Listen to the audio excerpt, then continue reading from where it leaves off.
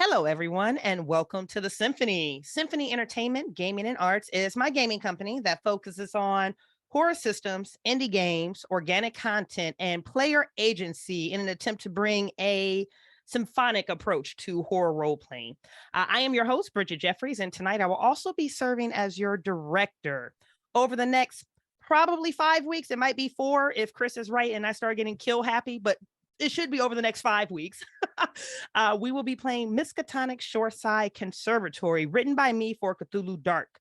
If you're not familiar with Cthulhu Dark is a rules light, narrative focused tabletop role playing game published by Graham Walmsley. You can find Cthulhu Dark, the system, in print and in PDF over at Indie Press Revolution.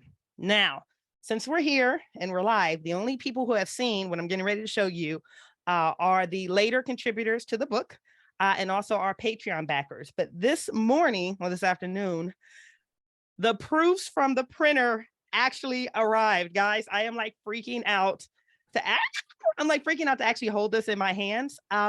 Mostly because this is Symphony's first independent publication. So this is, not writing on another license. This isn't community content. This is the first thing that Symphony itself has put out. So I'm super excited for you guys to experience this, especially with this table, because when I say top shelf role players, I can't wait for you to see them. So tonight in celebration, I will be giving away a copy of the Miskatonic Shoreside Conservatory in PDF.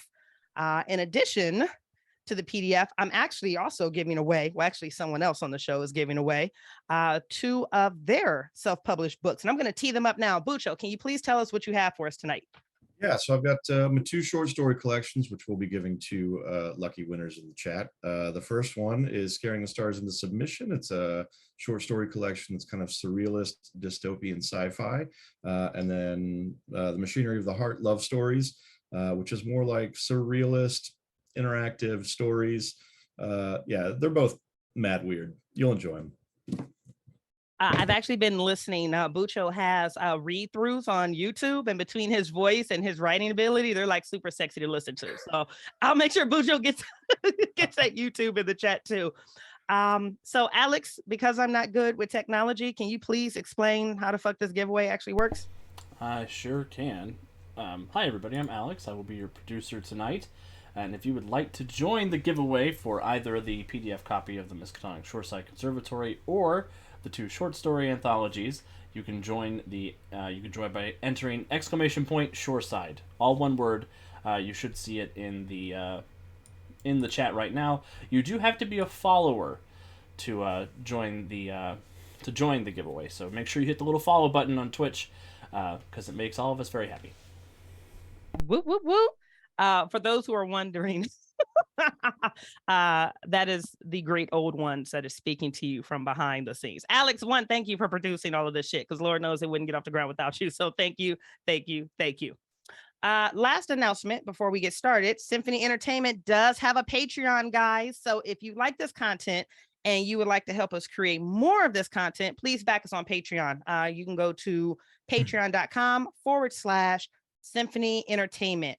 Donation tiers are fleshed out with everything from behind the scene content, postcards, AMA, coaching, playable content, and more. So please, pretty please, back us on Patreon. So without further ado, I think it's time to unveil this cast. Cast members, would you please do us the honors of introducing yourselves, tell us where people can find you, the things that you do, and just for now, the name and the occupation of your investigator. Bucho, go ahead and start us off, baby. Hey everybody, I'm Bucho. I'm from Kansas City. I'm a DJ, a writer, a painter, a pervert, and a role player. You can find me on Instagram at The Real Pink Manther. That's where I post up a lot of my art, a lot of my literary stuff. And tonight I am playing Thuy Lee, Vietnamese woman who is a fine art student who does painting. Ooh, I'm excited to see what you do with Thuy. Coming up next, who do we have? That would be me. I'm Perry Clark, licensed marriage and family therapist in the San Francisco Bay. You can find me at my link tree, which is P Clark, UGC, and UK podcasts for my podcast, Untying Knots, Minds and Souls Untethered. I will just put this disclaimer out, as I am a licensed marriage and family therapist. None of the ways I play these characters are related to anybody that I have actually worked with. This is based off of my understanding of psychological issues as they can display. And I'll be playing Jamal, the African-American sax player. Amazing. Thank you. And by the way, I won't say anything. If you want a fun tidbit of information about what Perry just said, become a backer and come back for the Symphony talk back after the episode, and you can hear some real funny information on Perry and his ability to role play a character. Sorry to interrupt. Up next. Sorry. Hello, I'm Chris. I'm also in the San Francisco Bay Area. I am sort of a writer and an editor, and share perversions with Bucho over there. I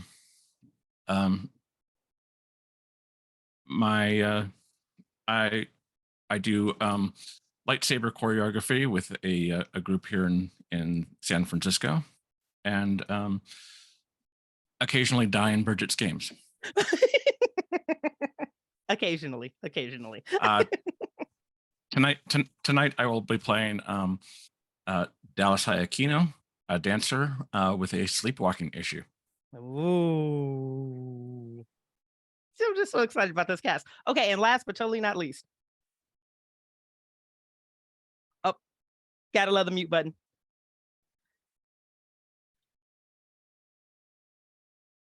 Listen, gotta make sure I don't interrupt anybody. I love you for that. Professional podcaster there. I'm Allie. I live up in the Pacific Northwest.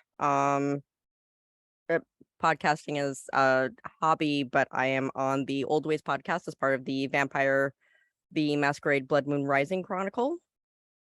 And I am playing August Williamson, the violinist. Woot, woot. Okay, guys. Oh my God, it's so weird to actually be running this from a physical book and not a PDF on my computer. Wow, time flies. First and foremost, the one thing I wanted to do, and Perry actually made this recommendation, so we're going to briefly go over the rules for Cthulhu Dark. The smooth thing, if you guys have never played Cthulhu Dark before, it is very rules light and story and narrative focused. Like the rules for this game fit on an index card, and that's not me being funny. They're that quick and easy to pick up. So you're going to be operating with 3d6. To the chat and viewers at home, we have a shared dice roller that we can see. For spacing reasons, it's not public facing, but we can see it. But all you need is 3d6 to play this game. It's marked into 3 categories. You have your human dice, your occupation die, and your insight / sanity die. Because I have so many Cthulhu systems running through my head, just consider insight and insanity interchangeable, because I'm going to mix them up all night for the entire month. Just buckle into that one already. So the higher you roll, typically the better. So if I ask you to, or if you're telling me that you want to do something that's within your human capability, you want to pick a lock to a door, that'd be your human dice, unless you tell me that you have lock picking in your backstory somewhere, and then we can argue, hey, that's also your occupation die. Let's just stick with the human die example. You're going to roll 1d6. 1 through 3, it hasn't been your best day ever. You're probably not going to be successful. A 4 is human competency. So you succeed. Whatever the human competent equivalent of, if you were able to pick that lock, you made it. A 5, you're able to pick that lock competently, either as if you were a skilled professional, or I'm going to give you some extra razzle dazzle to work with, but it's beyond human competency. If you hit a 6 is really bad in this game. I know it's kind of a mind twist, isn't it? If you hit a 6, you succeed beyond human capabilities, but you also see beyond the veil. You see something that you're not supposed to see, and that starts threatening your sanity. Those rules apply directly over to occupation too. So just same rules, mirror images over to occupation. Let's talk about insight and insanity. Each of you starts with a 1 insight score. That's your insanity. Once you hit 6, you are out of the game. You are irreparably insane, you are institutionalized, or you are dead. Once you hit 6 on your insanity, it is game over for you. We love you and we appreciate your time for you coming and play the game, which is what Chris is probably most worried about. As you interact with things that threaten your sanity, either gory scenes or visions, or the mythos coming in, your sanity is threatened. And as we go through the game, you'll see you're basically going to roll your insight die. And I'll tell you if your insanity goes up or your insight goes up or not as we go along. Those are the rules. Those are literally the rules of Cthulhu Dark. Couple things I do want to mention for players and viewers. In Cthulhu Dark, if you encounter the mythos and you try to attack it, you die. I'm going to repeat that again. If you encounter the mythos and you do something other than flee or hide, you die. You're done. There is no combat in this system. This is all shared narrative and storytelling. You cannot conquer the mythos. The mythos is so far beyond your human comprehension, and you are so beneath its recognition that you are absolutely nothing to it. If you fight the mythos, you die. Hard stop, walk your character off the table. Questions, concerns from the cast? Let's get this party started. I'm trying not to bounce on my seat because I'm so excited I'm flipping through a physical book. So here goes the background, guys.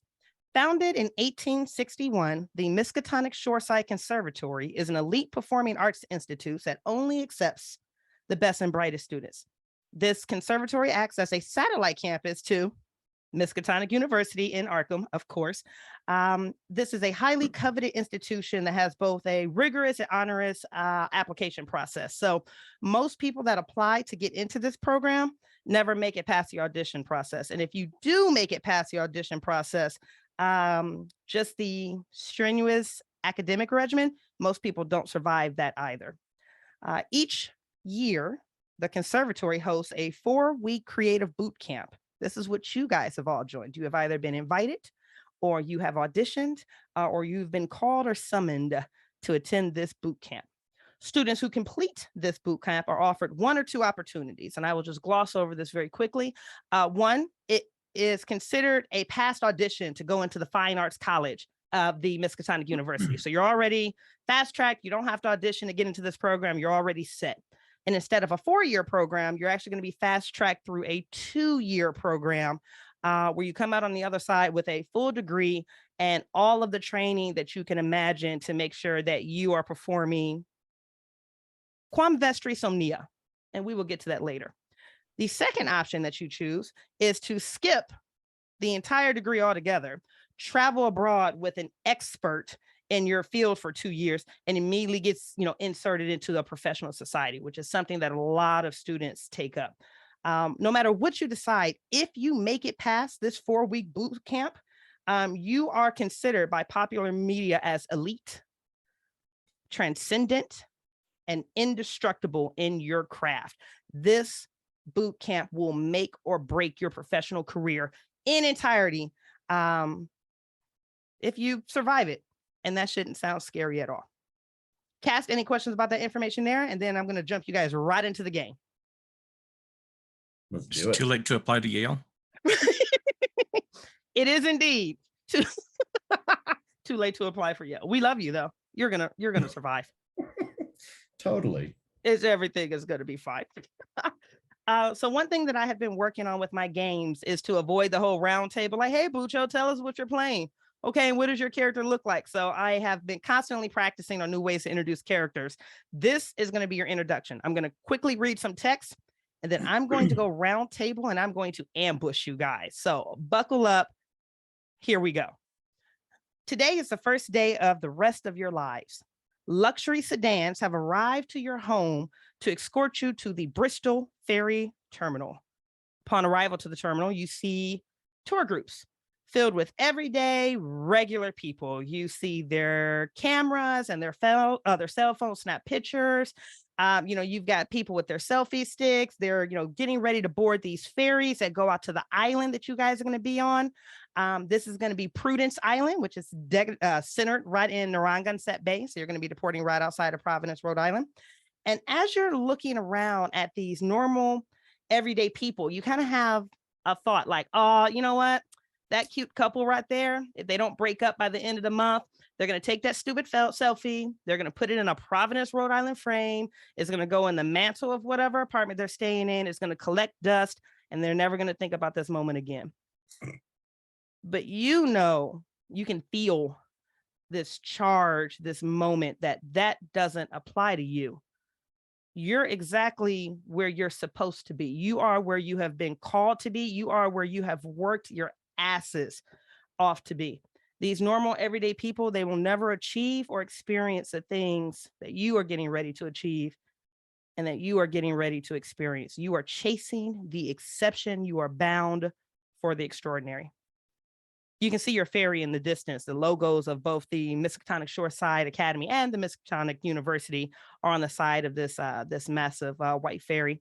And as your luxury sedans park, chauffeurs open your doors and they begin loading your luggage up the ramp and onto the ship.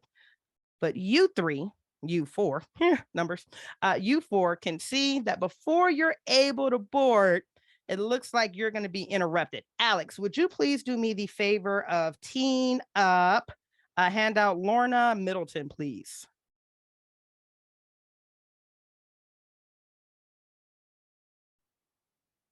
So, those of you who are local to the area recognize Channel 10 TV, Rhode Island, Lorna Middleton. She is in her 30s and she is accompanied by her camera person. Alex, could you please tee up Tom Colley? It looks like they have their gear on the ground. Cameras are out. They have their mics, decorded and wrapped up. And it looks like they're approaching you quick, fast, and in a hurry.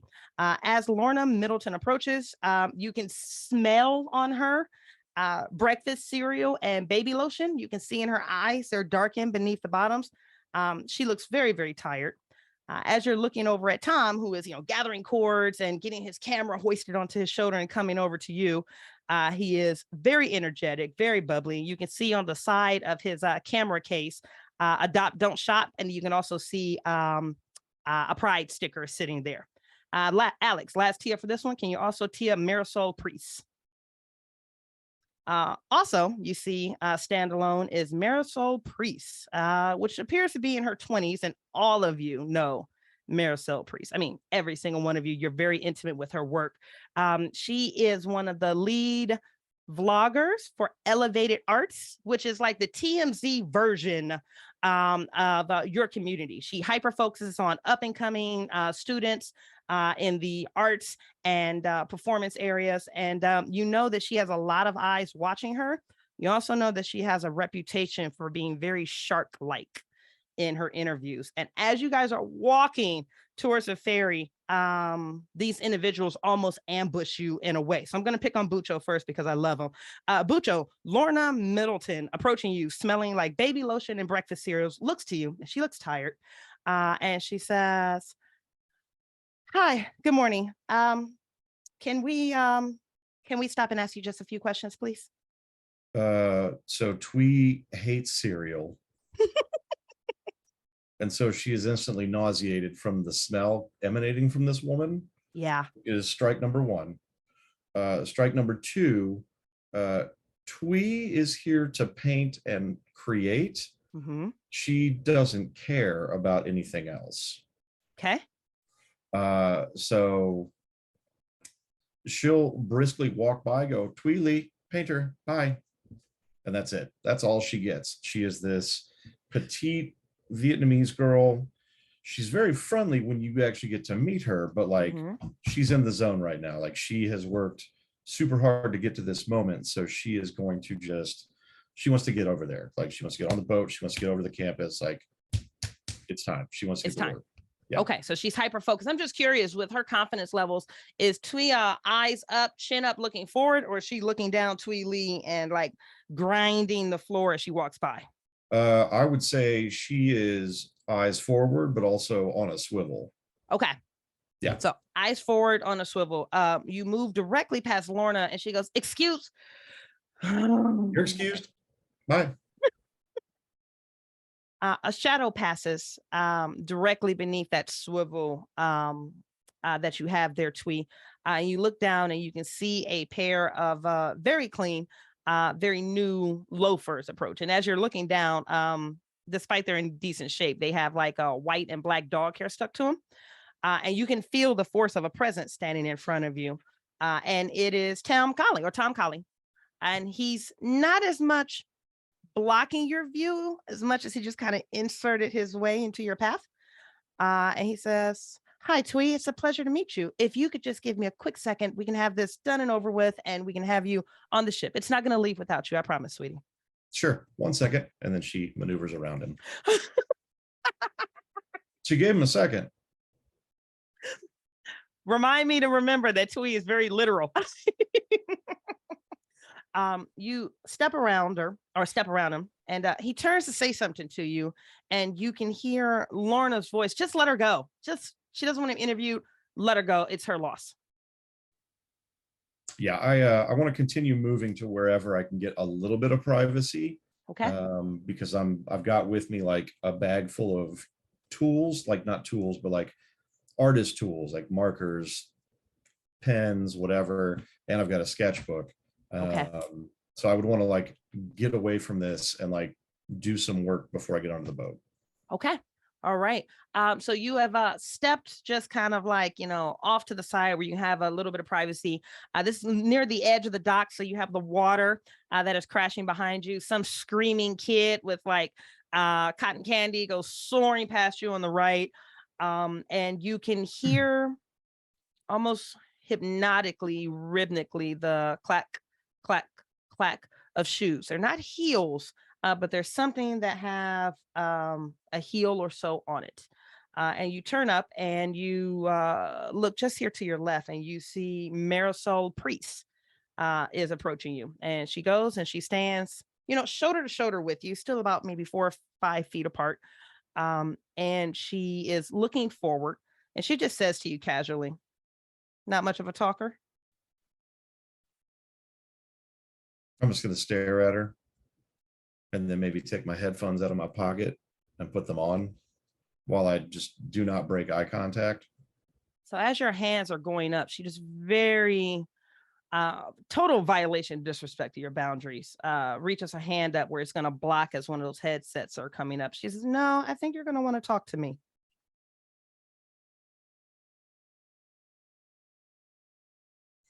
Sure, I'll give you 2 seconds. "Oh no, honey, you're going to give me a lot more than that. Your piece, The Drowned, that's Mhm. been picking up some talk on the internet community. So are you aware of that?" Nope. I Really? don't really care about the comments. I just do the work. I like the work. The work is what gets me through it. No, you shouldn't care about the comments. The comments are boring. They're irrelevant to somebody of your talent. No, what you should be more concerned about is not really the comments as much as it is I don't have a better way of saying this, maybe the realizations. I'm being vague. Apologies. Give me just a second. And she's Sure. she's almost being an asshole with the whole "give me a second," because she knows she's already gotten more than her two, and she's reaching into her pocket to pull out her cell phone. Yeah, Twee will start looking around her waist, like either side of her, just clearly not paying attention and not caring. Okay. Marisol pulls out her cell phone and she, slides open the screen, and she has exactly what she's looking for preloaded and ready for you, which tells you everything that you want to interpret from that. But she's been either waiting on you, or she's been like in this predatory way, waiting for this moment. And she, reaches her cell phone over where you can see it. And it is a Reddit thread. And she says, "You really haven't seen this?" Nope. I don't I don't do Reddit. I don't do nope. So she's showing it to you, and then not playfully, but something else. She kind of pulls the phone back to her chest, and she says, "Before I show you this, what's the inspiration for your drawings? I'm just curious." I couldn't really tell you. I kind of just she's pissed at herself for letting this much slip now, but it's too late. I let the tools tell me what they want to paint.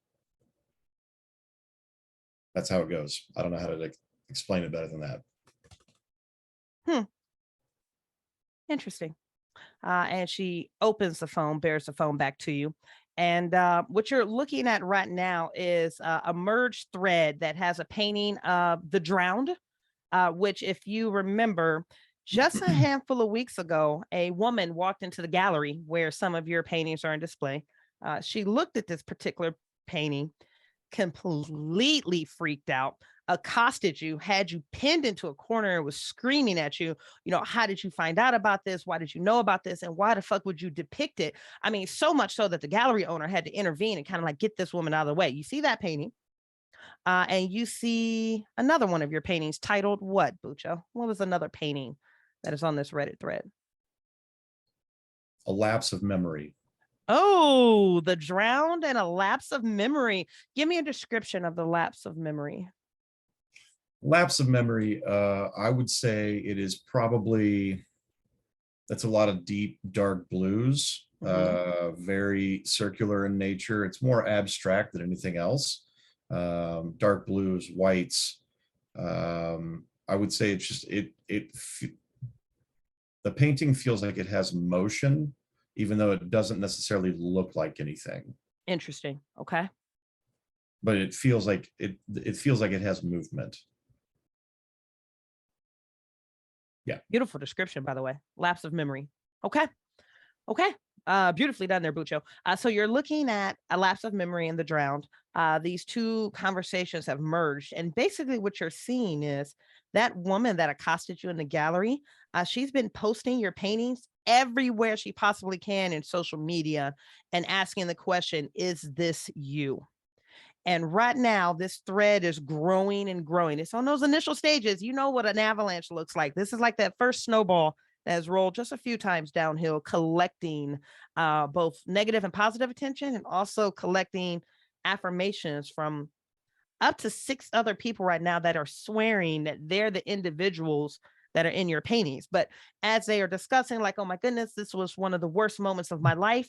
But that's me in the painting. I know that that's me, but I have never met this girl before. How did she know? How did she know? How does she know? How does she know? And you're watching this as the words start scrolling faster and faster, and the images and the recollection is something in your mind is starting to fracture. You can feel your hands twitching because you really feel like you benefit from like a brush in it right now, but you're also being confronted with something is really, really wrong, and this woman knows about it. I need an insight sanity check from you right now. You're going to be rolling a D6.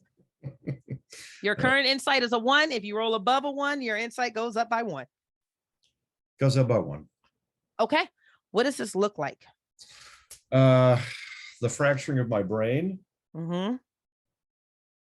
I think it starts looking like the lapse of memory painting. I think is, since it's the last thing I saw that strikes me, I would say that the brain, I am seeing a lapse of memory come to life inside my head, and then it's like dissolving, it's untethering itself. I think that's what it's looking like for me right now, and I'm kind of about to lose my temper with this woman. Okay. Great description. I'm going to bat her phone out of her hand with my sketchbook. Okay. You bop it and the cell phone drops, sketch pops over. Just roll me a human die for me real fast. Yep.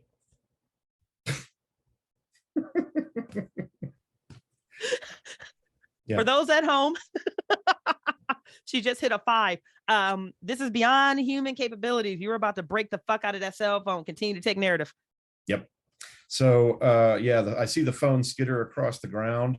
I put my headphones back on, and then I walk over to the phone and I kick it off into the water. I said, your time is up. I'm done. I'm here to paint. I don't care about that stuff. She's standing there, not flabbergasted, but almost. Twee is kind of hard to describe, but she almost looks satisfied, maybe even proud of herself. She got what she came here to get. She did lose about a $1,500 cell phone, and that's some bullshit. You may or may not get an invoice for that one later, but like as her eyes follows, the skip jump, into the water as the phone goes bloop, she smiles at you and she says, I agree. I think our time is up. I'll keep an eye on that thread for you though. Good luck. Literally don't care. And Twee, I should say, Twee is like, she's a total 90s girl. So Mhm. she's wearing like the flowery short dress, like the sundress with the combat boots. Like Yes. this is Twee. Like, you know Okay. exactly who she is based on just those two articles of clothing. Okay. Yeah. Okay. So you step away, you have your headsets on. I just have to ask what's playing. Some ambient drone, Okay. because she thinks most people are pretty boring. So the drone is more interesting than most people. And in this instance, that's especially true. Okay. I am going to, so you're able to depart. You have your ambient drone playing, and you're standing on the ramp that would lead up to the ferry. And it has the stanchion there with the little black cord. And you can see that there's a captain and a younger woman who are, preparing the ship. You're just not able to board yet. So you're kind of standing there. I'm gonna hop over now to Allie.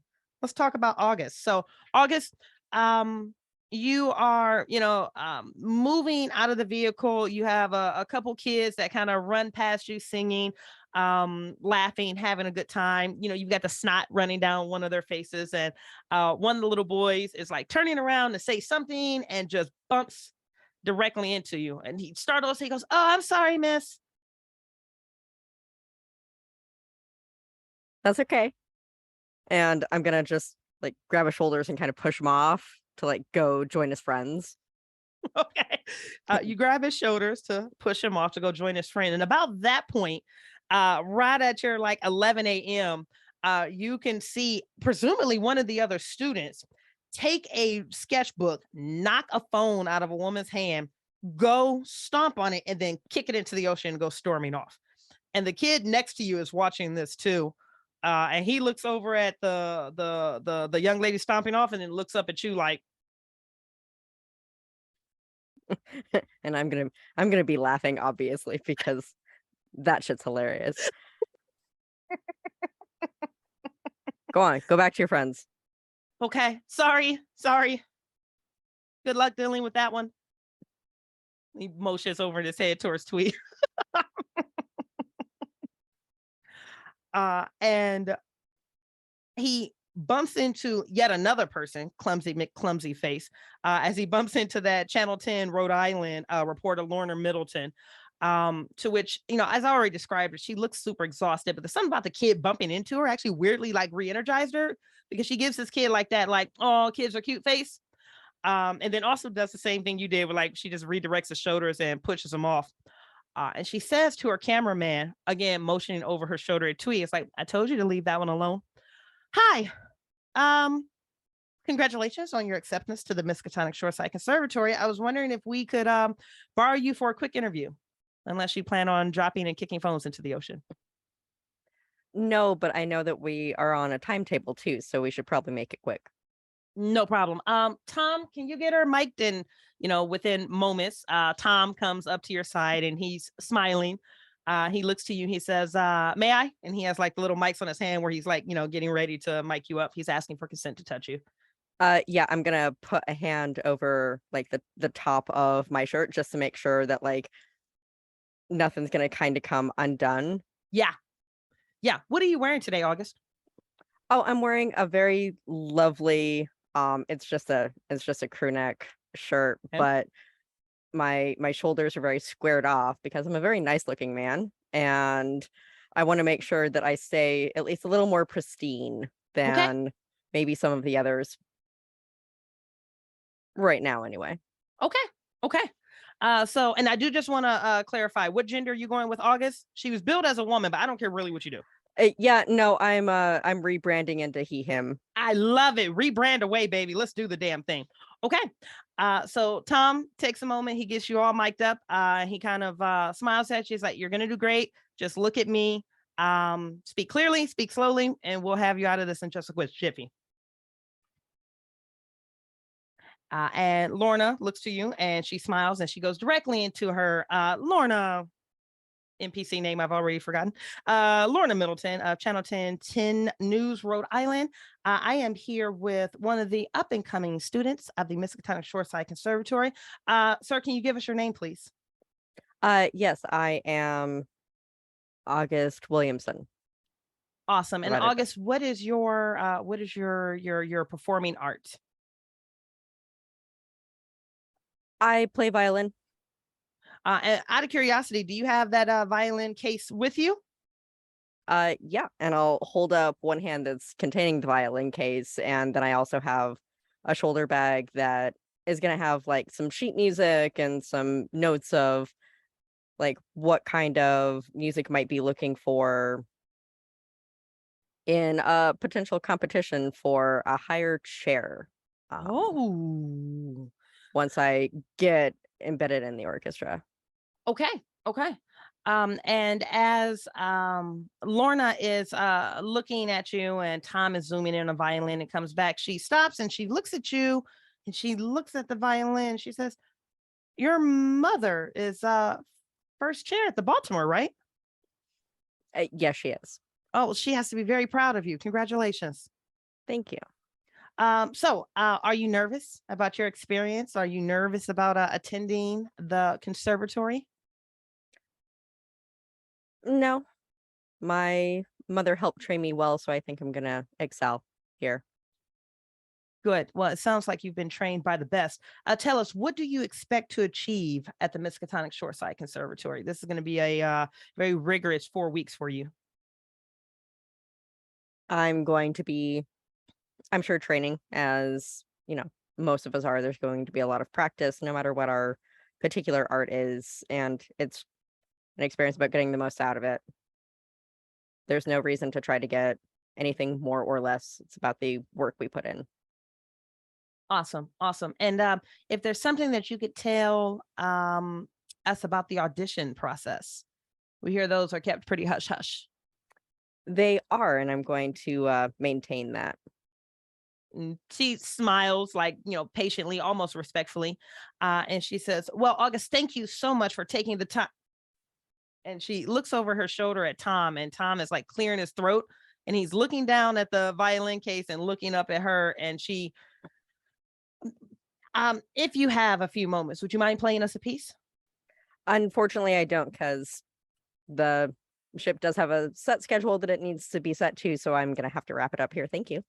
And she smiles and she throws a face over to Tom like, can you let me do my job? You stay in your lane, I'll stay in my lane, and the world can go.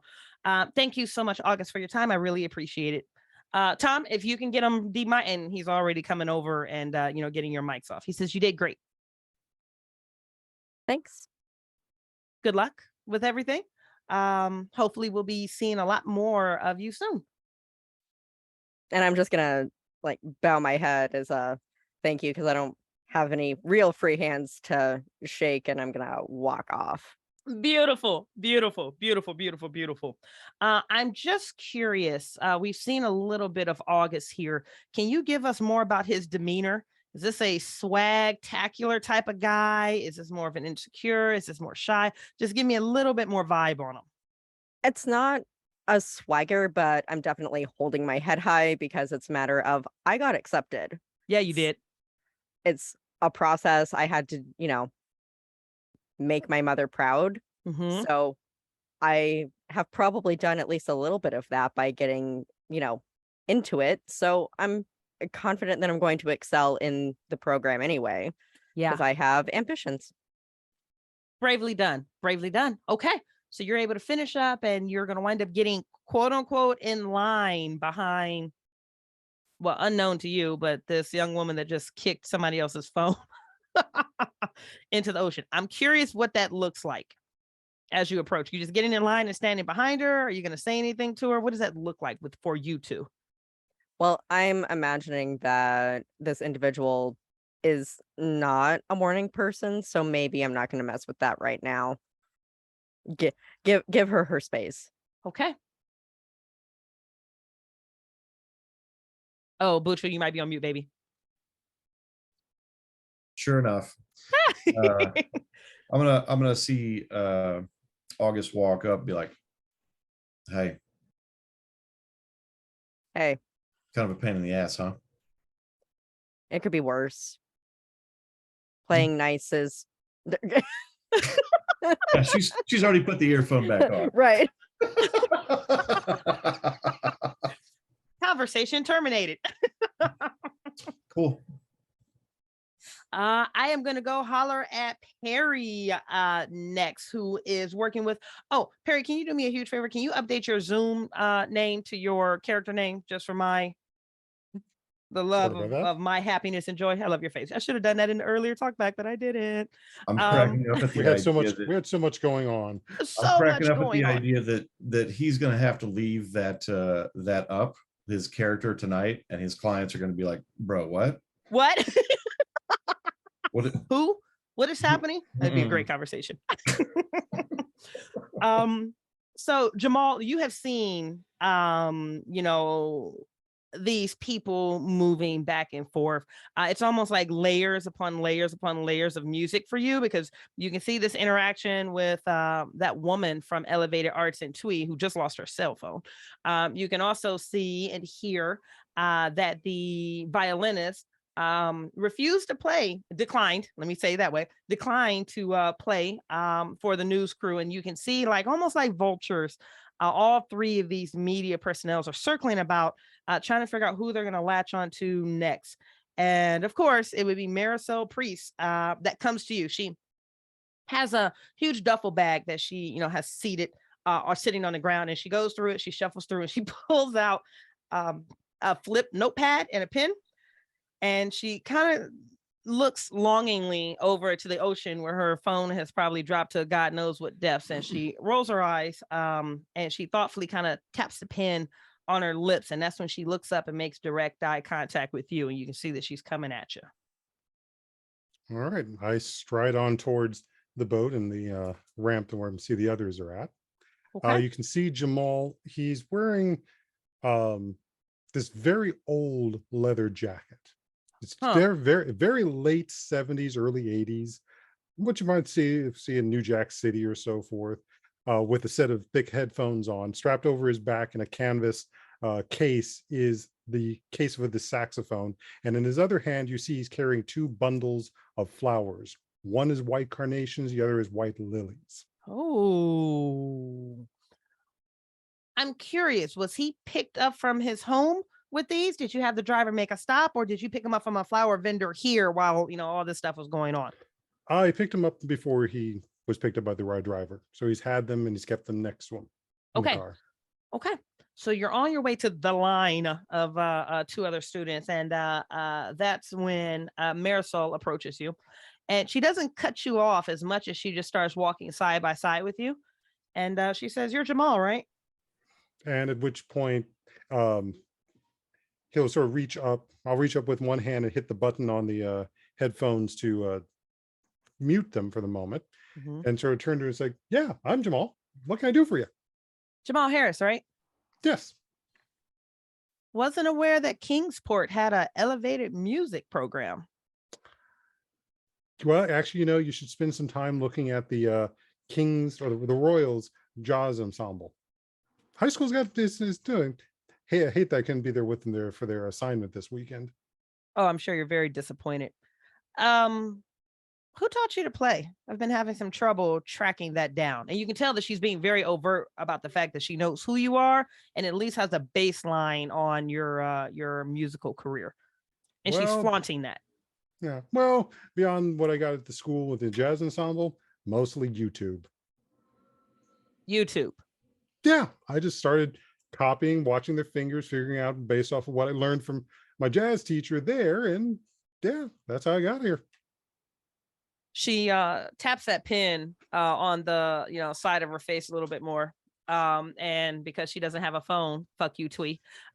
She takes a couple notes into her little flip folder. She says, "So you're telling me the distinguished Jamal Harris from Kingsport is a self-taught saxophone player off of YouTube?" Hey, stranger things have happened. Have they? I guess so. Interesting. I've seen you perform once. It was decent. Thank you. Always room for improvement. Always. You mind playing a little something for me now? And she takes a step back. Almost if that wasn't a request as much as it was, she's anticipating you pulling that saxophone down and playing for her. So you'll see him swing it out forward, and you can see the case. And on the case are two white circles. Both of them have fish symbols inside of them. One has a Ooh. net, the other one has a chain. And he's sort of looking at it. It's like, yeah, all right. And so he'll set down the flowers, open up the case, and pop up the sacks, and he'll play Bill Withers' When She's Gone. Oh, I like this. I like this. Okay. So you pull the saxophone out of the case and you begin playing. Perry, if you would do me the honors, would you please roll me a human and an occupation for Jamal?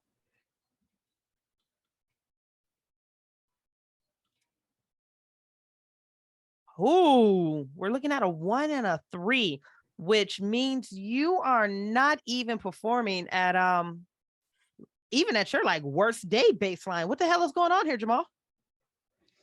You know, I'm more worried about getting on that ship because, I got some things to do, and I also want to honor my parents. So I'm really thinking more about that. Okay. You begin playing. You can see that Rhode Island 10 TV has like very quickly adjusted where they at least can get you in the frame so they can say they got at least somebody performing. But they don't look very impressed with your delivery either. And Marisol is sitting there with this, sly smile that's working her way across her lips. And as you're playing, she makes dead eye contact with you and she mouths the word YouTube. I see it now. And at which point I just sort of give her the look back saying, yeah, it's amazing thing what you can learn on the internet. Isn't it just? And after you're finished playing and you're packing up, she's actually going to kneel down beside you, probably uncomfortably close. She's like definitely within like, the respectful bubble. And she says, did you read that NDA they had you sign? With my nan. Mind emailing me a copy? Well, you're gonna have to talk to my aunt, my grandmother. She actually handles all my paperwork, since technically she is the guardian. So if you want to get that, you gotta talk to her. She looks borderline annoyed that you're hitting her with legalese right now. Like you can feel like that tension kind of rip through her, and she says, Nan, Yeah, your that's what. legal guardian. That's fine. Yeah, she was my maternal grandmother. Yeah, I'm aware of who she is, Jamal. Thanks. Then you also know she's very good at law. I also know that you guys aren't doing exceptionally well. Times are hard. A lot of people aren't. If you, and she's tapping the top of your case here, probably right on top of one of the fish heads.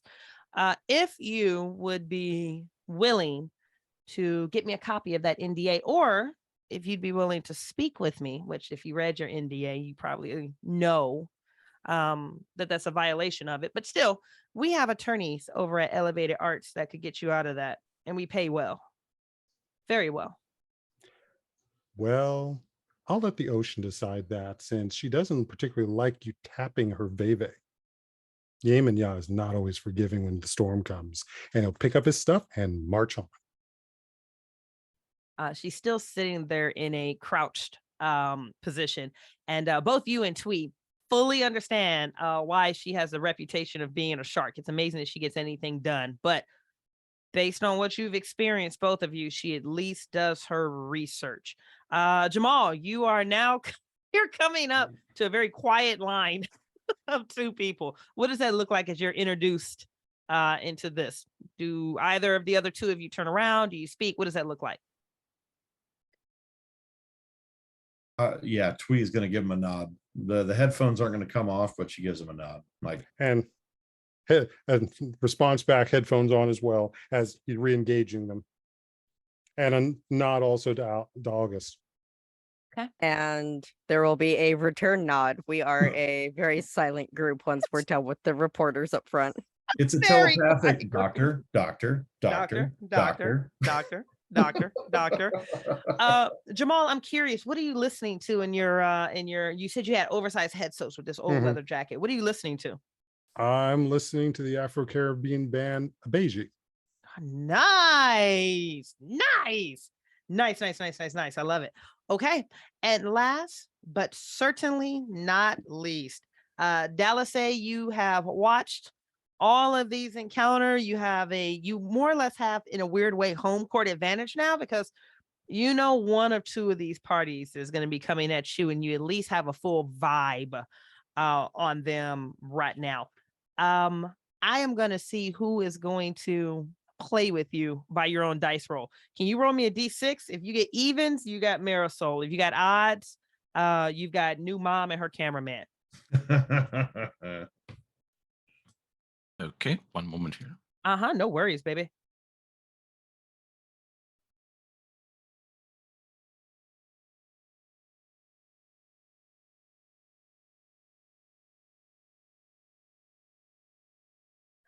Odds, you got new mom and the cameraman. So they are just finishing up collecting footage and filming.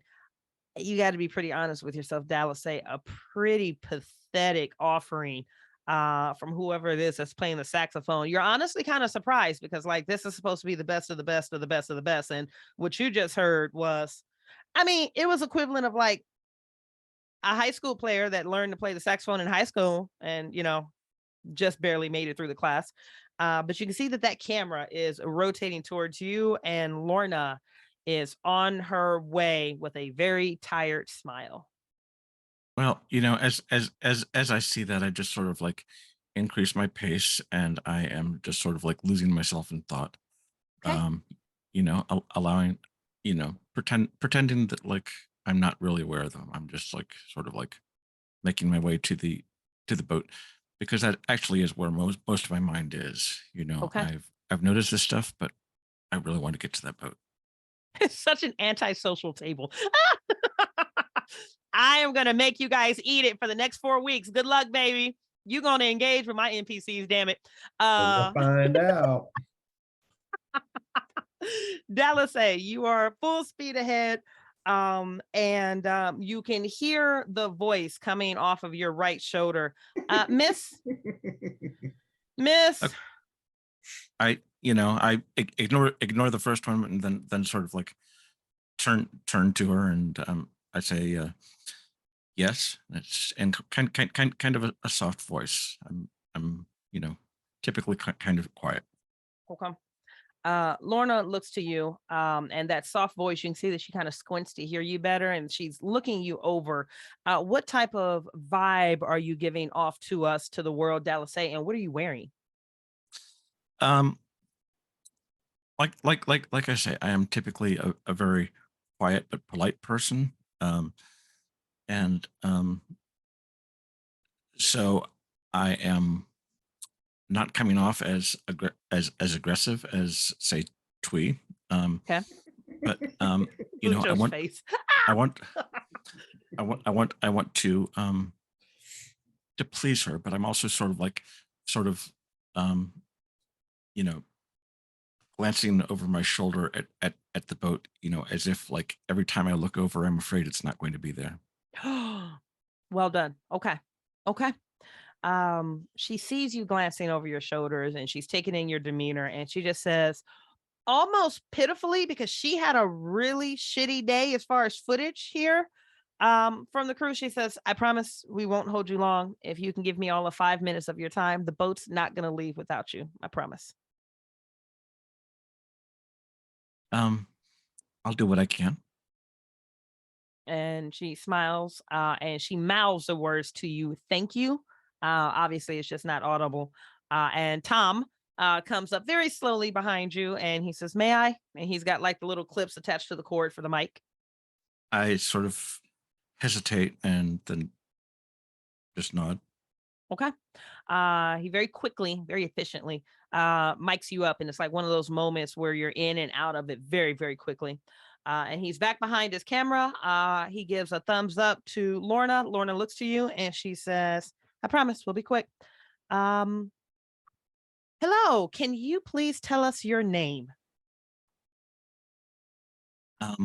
My name is Dallas. Dallas, and can you tell us where you're from? Well, I'm from Massachusetts. I live near a town called Innsmouth. Indeed, indeed. And what is it that you do, Dallas? Well, I don't really have a job. I'm just a student here. No, and she kind of smiles and she chuckles. She says, "No, I know, baby. What I'm asking is, what is your performing arts? You're going to the conservatory. Are you a painter? Are you a vocalist?" And you can see that what she's trying to do is to, you know, maternal almost way, trying to make you feel more comfortable. I dance.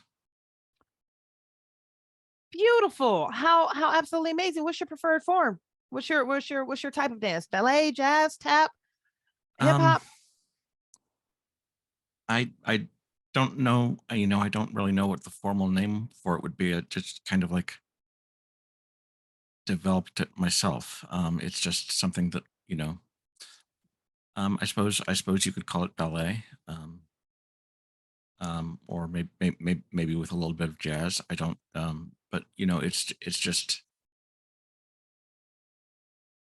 it's just something that's built out of the way I feel. And she looks confused. She looks like she wants to understand what you're saying, but it's like she's not. And she says, well, that's incredible. Whatever it is that you have developed, it must be quite prestigious for you to be accepted to the conservatory. Are I you don't know about nervous? that, but I am feeling very very honored, and I take another look over my shoulder at the boat, shuffling my feet a little bit. Okay. You take a look over at your shoulder onto the boat, and you can see that there's a female captain that's moving back and forth, and there's a younger female, maybe late teens, early 20, and she is coming down the ramp, and she's kind of doing the big grandiose hello to the three people in line, and she's just unhooked that stanchion, which is really just a formality because she could just pick up the pole and move it, but she unhooks it and starts welcoming them on board, and you can hear as you're seeing this over the side of your face, Lorna has just repeated a question. It seems like maybe she said it once or twice. You're not quite sure. And she says, Dallas, can you tell us about your audition? Um, the the boat's getting ready to go. I should really go. She says, no, I understand. The boat, it won't leave without you. You don't know whether that's true or not. She says, if you could just tell us just very quickly about your audition. Yeah, Twee is staring daggers at this broad now. Like she's Yes. bent over like, I mean, there's nothing really to tell. I just danced. I just danced. I'm sorry. I should go. And it looks like she's getting ready to ask you yet another question. What are you going to do here? Because she's asserting herself in this weird. There's something she wants from you. You're not quite sure what it is, but it looks like she's getting ready to ask you yet another question. I'm going to start unclipping the mic. Okay. I fumble at it a couple times, and then hand it to her, and I say I'm sorry about this. And I head to the boat, Okay. Okay. and it occurs to me that I never got around to like describing my appearance. Yeah, let's do it now. I'm usually pretty straightforward, plain dresser, but I feel like this is sort of a special occasion. So I got this nice dress. It is blue and white with a pattern that is based on the famous wood print by Hokusai Okay. called the Great Wave off of mhm. Kanagawa, which if you don't imagine that right away, it's just like this picture of like a huge tsunami sweeping up from the ocean and dwarfing this tiny village on Oh, the coast. you guys are dark and antisocial. This is great. Um, We're the goth well, class. You are the it's eye class. it's The it's goth it's class. it's not really dark, but it does catch sort of like the beauty and the wildness of the ocean. Yeah. Yeah. No, I love it. I love it. Beautiful description of that. So And you one of the reasons I chose this particular dress was not only because of pattern, but I like the way the edges twirl, the way they lift up when I twirl. It's almost like, flying or floating. It provides that sort of motion that you might see when a jellyfish is moving through the water, and it's just pushing up and down. That is hot. Oh, I love it. I love it. Okay. All right. Dallas, you have pulled these mics off. You are on your way towards the boat. Tui is staring daggers in you and Lorna's direction. And then, my love, if you would do me, you're a dancer. Can you roll me an occupation die, please? I'd really appreciate that. Oh, let me correct that statement. Not an occupation. I actually just want a human. Me? Please, Dallas. Boo. Boo. Now, here's a fun mechanic that I didn't go over in the original discussion or the original rules overlay. If you would like to push any roll, I'm not saying you have to do this right now, Dallas. I'm going to give you what you get with your one. But if at any point you want to push a roll, you can risk your sanity to do it, which means you re-roll the die that you originally wanted to re-roll, and you also roll your sanity die. You take the higher of the two numbers to be your result. However, if your sanity die is higher than your current sanity score, your insanity does go up by 1. So at any point, you can push any roll you want. It's your world, it's your game. You can get after it anytime you want. I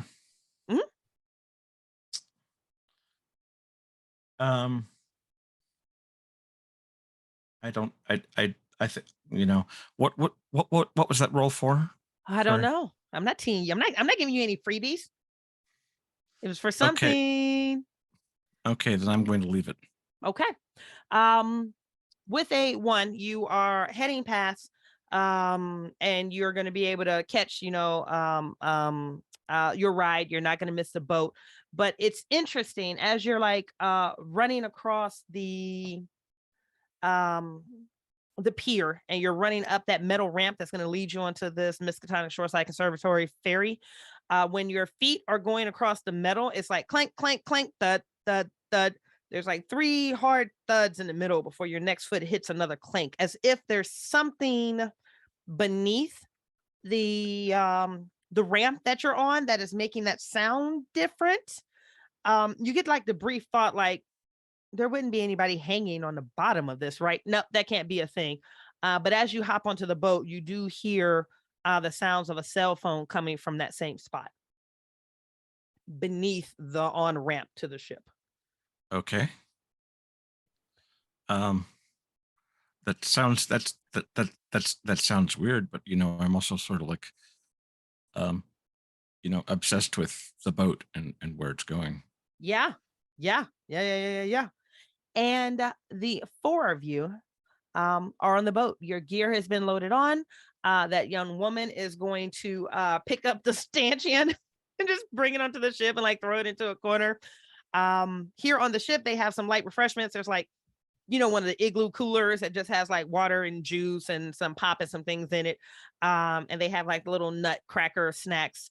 They're nothing super extravagant. I mean, like literally this is like a quick Aldi run thrown into an igloo cooler, but you 4 are the only ones that are on the ship right now. They wound up pulling the ramp and you set sail. You know that it should be a very easy 30-minute ferry ride for you to get to Providence Island here, or Prudence Island, right here in the middle of the bay. It is a very uneventful journey unless you guys change that. I will turn the camera to you guys as you can interact with each other if you see fit. But like the water churns out from beneath the boat. There is this soothing feeling, and apparently for the 4 of you, a feeling of relief as you are putting some distance between those lines of inquiries, or maybe those lines of attack, or maybe those lines of confrontation, or maybe just a flat out bullying that you are feeling from that news crew. And the city begins to get smaller and smaller and smaller in the distance as you guys become or grow closer and closer and closer to Prudence Island. You can feel the stress melting off of you. The ocean breeze is very refreshing, and you don't know really what waits for you on this island, but whatever it is, 1 has to be better than that bullshit, but 2 could possibly put your life on a path that you could never think about achieving. And just that excitement and that nervousness and that joy starts like swelling up in you. What are the four of you doing on the ship? She Well, takes So her headphones off for sure. Okay. She I heard takes her tweets out of the headphones off. headphones. Yep. Weirdly, I think she will probably try to sit next to everyone, like if they Okay. group up. Like she just wasn't feeling the vibe on the dock. But like we're all going to the same place. We're all probably similar mindset. Like we want to create, like we're artists. So these are my people, even if they might be weird. Oh my God, that's gamer. Put it on a t-shirt, Bujo. That's all of us. I'm kind of like watching at first. At least I'm watching off the stern of the boat, and I watch the mainland sort of like receding. Yeah. But the farther we get, the more I am focused on like the water churning in the wake behind us, the blue turning into white, into light foamy bubbles in the wake, and just kind of like after we're a decent distance away, I just sort of like take a deep breath and a sigh of relief, and allow myself to move a little bit closer to the others. Okay. What about you, Jamal and August? Well, first things first, since I can now kind of relax just a little bit, right? Being around media has always not been the most comfortable spot for me, but since my mother is well renowned, there's been plenty of times where I've been in the adjacent spotlight, right? Because Right.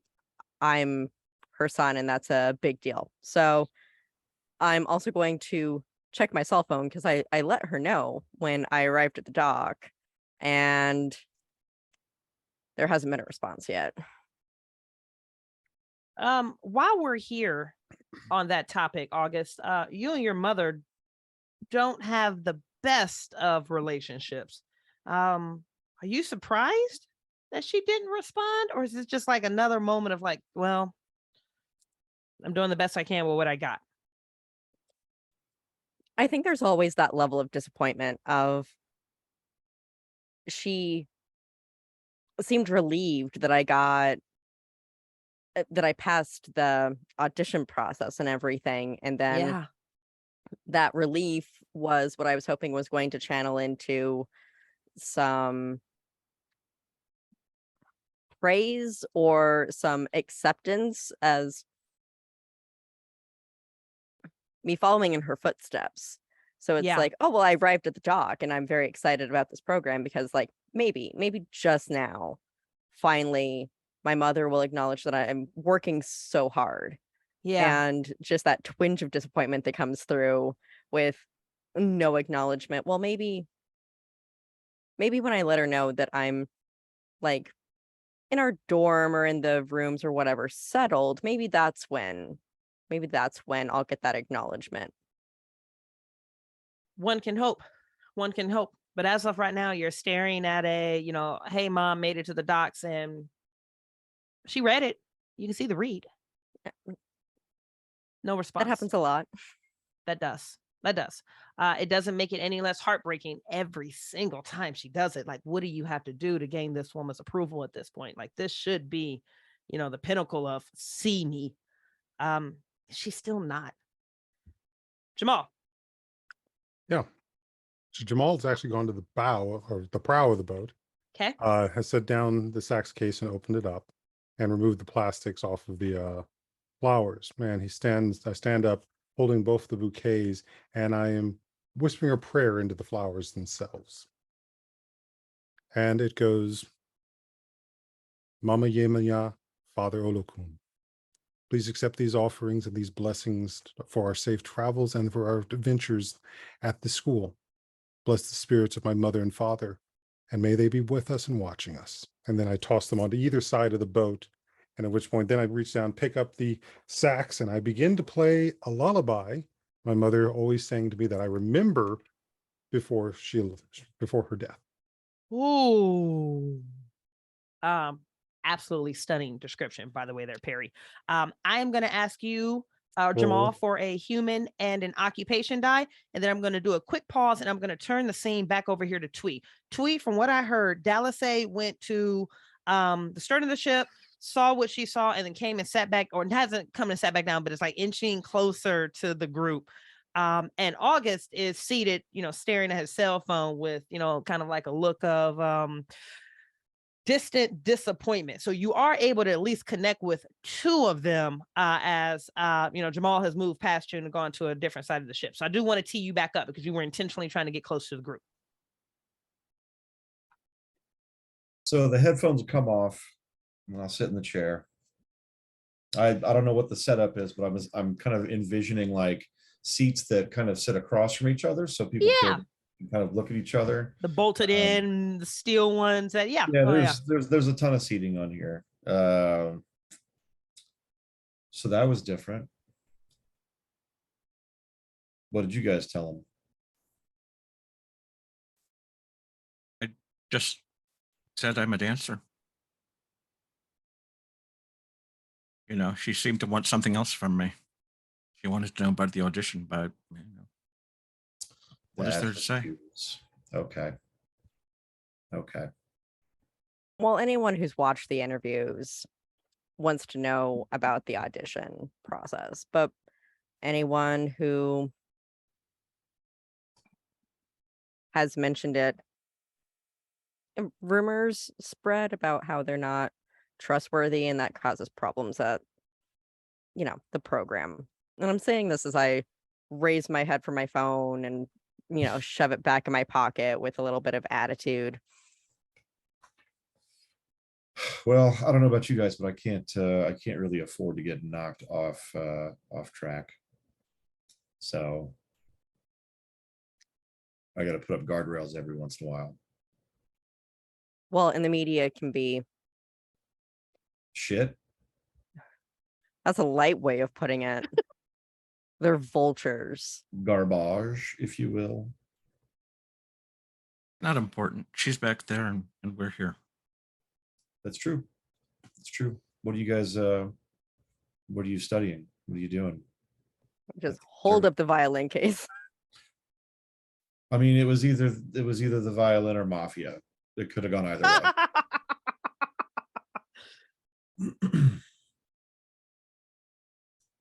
Are you any good? I think so. Pretty sure if I wasn't good, I wouldn't have gotten into the program, right? I was just going to say, yeah, kind of a dumb question. We're all here because we're good at what we do. So I've seen your art. Have you? Yeah. It's What'd you impressive. Thank you. It's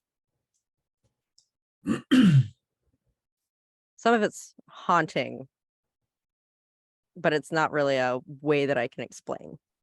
That's totally fair. Yeah, I don't really. When I am in my studio, I'm kind of somewhere else. It's almost like I'm a passenger in my own body, and I kind of let the paint do the talking. Well, it seems to work out in your favor. I'm pretty happy with what I've put out. Yeah, that other people like it is also great, but kind of also unimportant. Just the doing of it is the importance. And as you guys are having this conversation, Jamal, how did that roll go? Oh, just like it did at the start of when we play tested this. Lousy. Yeah. Lousy. Okay. So he's trying to play a song that he remembers when he was 3 years old. Yeah. As best as he can. But hey, this is an offering to the Orisha of the sea. As long as there's an offering, they're not usually as concerned about perfection. Okay. It's the intent that goes with it. So just so those at home know, Jamal rolled a 1 and a 2, which is even worse than how he did on the docks. So I'm asking Perry, would you like to push that roll or are we content? I'll push the roll. I love Yeah. push rolls. They make me so happy. Let's Yeah, get I knew names. this was coming. I knew this was coming. It's fine. Everything is fine. Everything is fine. Everything's not fine. So you're risking your Nothing's the insight matter. to do this. So you're Mhm. going to be rolling 3d6 at this point. Harry, I enjoyed playing with you. It's been fun. Bye. So he'll stop for a moment and recognizing that he's not getting the tuning right and the fingers being a little sticky. He's not sure whether it's the sea air affecting the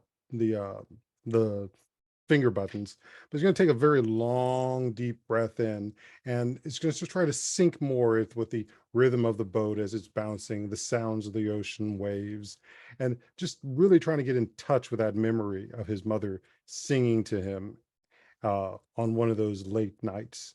Okay. You're taking your deep breath. You're trying to get in tune with that previous memory. The other three of you, your conversation is just abruptly, almost disrespectfully halted by amateur hour coming from like the front of the ship. Like at this point, it's like, all right, there's something wrong here. There's no reason he should be here. Ooh. Oh boy.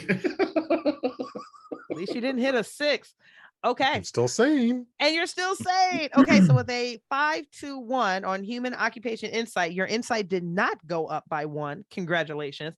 You are also performing now beyond human ability. Give me narrative on what this sounds like, what this moment is like for you. So as the sound just sort of, now that the memory is being connected, it's as if she's singing, but now there's another set of hands on top, because this is his father's sax. Yeah. And as that memory clears more, he realizes that it was the pair of them singing to him. So he's always just been remembering her, but now in this moment he remembers his father, and it's as if his father's hands are directly over his fingers, guiding them so that the tune is actually coming out. And Okay. it blends so seamlessly into the rhythm of the boat as it's bouncing up and down, and the flow of the wind that comes across the ship itself. And at this point, it's what the others start hearing is just this very naturally flowing melody. But it's not a melody that any standard lullaby. It's not Twinkle Twinkle Star. It's something else. Yeah. There is a twist of the Afro-Cuban components of his father and his father's family into this song that is coming across in the tunes. You almost think that there should be a drum ensemble with this. Holy shit. Oh, I love it. Oh, I love it. Okay, I'm going to tee up the other 3 players as they're going to get like serenaded and seduced by whatever magic is coming from the other side of the ship. But Jamal, you had thrown, was it carnations and lilies? Yes. You had thrown carnations one way, lilies that way on either side of the ship. I need a human and an insight roll from you, please. I need a 2d6. This is going to be a quick game, guys. The 6s, right? The 6s have started rearing their head. Okay. You're playing, Jamal, and you're having this moment where you're almost displaced or almost disassociate or maybe hallucinate. Whatever is happening, you feel deeply in tune to your saxophone. You can feel the presence of both now your mother and your father, who really only exists now in the handful of pictures that your Nana has at the house, and whatever memories that, you can sometime, force yourself to come out. And as you are playing and as you are swaying, they're on the right side of your peripheral vision where you were pretty sure you had thrown all the flowers overboard. You see one of the lilies, one of the white lilies that is there on the ship. And it's kind of like swaying with the water, so it's rolling a little bit. I don't know what they're called in ships, but those drain holes are at the bottom. You have like the top, and at the bottom where water can slosh back out. I think it's a drain hole. The chat can tell me, or y'all can make some shit up. With your 6, you're looking at the flower, and it's kind of like swaying back and forth. And your first thought was like, okay, one of the lilies didn't get all the way overboard. But with a 6, you realize no, all of them did get thrown overboard, but something brought one of them back to you, because coming in through that drain hole, you can see digits, fingers. From this distance, they may look blackish. No, they're purple. No, that's not a deep purple. That's definitely a green. It's hard because it's moving very quickly, and its hands and its talons, long talons. That for sure you're seeing. There's no way you're missing that. Kind of just pull around the stem of this lily and very quickly recedes out of view, back on the other side of this ship. And that lily is just kind of there, rocking and rolling. And with the 2 that I'm looking at on your insight goes up by 1. Something has just re-gifted you your lily. Blessings from Mom and Wata. Rest of the crew, amateur hour. There was a pause, and now there's sheer magic happening from somewhere on the sheet. You have never heard a saxophone be played like this. It might not be the best you've ever heard, but this is definitely a new sound that is absolutely intoxicating. What are the 3 of you doing? Well, I have a question for Perry real quick. If you had to associate a color with this song, what color would it be? Oh, Deep blue. Okie doke. That's all I needed. Okay, so That's an inside joke from the last game. that is. But So- also still relevant. Still relevant. so Dallas is hearing this, and Yeah. you know, for a moment she just stops as the notes change from like being off key to something else, you know. Yeah. Something that she can't quite describe, not just musical, but something that strikes her, it strikes at a core in her. Mhm. And she, you know, she was already feeling sort of this euphoria as we moved farther away from the shore. Now now there's something else, and something beyond euphoria. She feels sort of like an electric shiver go up her legs and curl around her spine. And you know, she is sort of like aware of the more aware of where she is. She's aware of the fragility of the boat, Mm-hmm. and the strength and the beauty of the ocean that we are sailing on. And all of these emotions start to express themselves in her body. She starts to dance slowly and awkwardly at first, and then more confidently across the deck. You know, as if she can feel that churning water moving inside her, and the tunes of the music are combining with that water to make a third entity that I'm manifesting. Holy shit. Okay. I need, oh God, it's about to happen again. I need a human in occupation, please. Oh, it's Perry, gonna this is your goddamn fault. I don't deny that. How'd you do? Oh God. Do you want to go ahead and read that out, Chris? I got a 1 and a 5. All right. With a 5, you are operating beyond human ability. This is beyond human competency. So you are matching note for note, feeling for feeling, scent for scent. That doesn't make any sense. But in this moment, for some reason, you can smell Jamal's performance, and you can match that smell and dance, and that doesn't make any sense whatsoever. But if you had to associate a scent with this song that's being played, what would be the scent, Dallas say?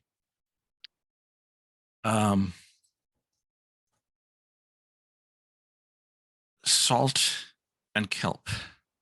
You know, Salt and kelp. you know, it's and rocks. You know, I can smell wet rocks, you know, like rocks at Devil's Reef. You know, I Mhm. can feel the way they would like meet with the water crashing on top of them, and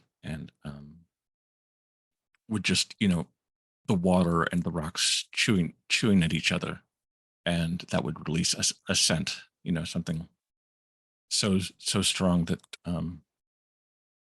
I can't even describe it. It's a primal thing. Yeah. Salt, kelp, and rocks.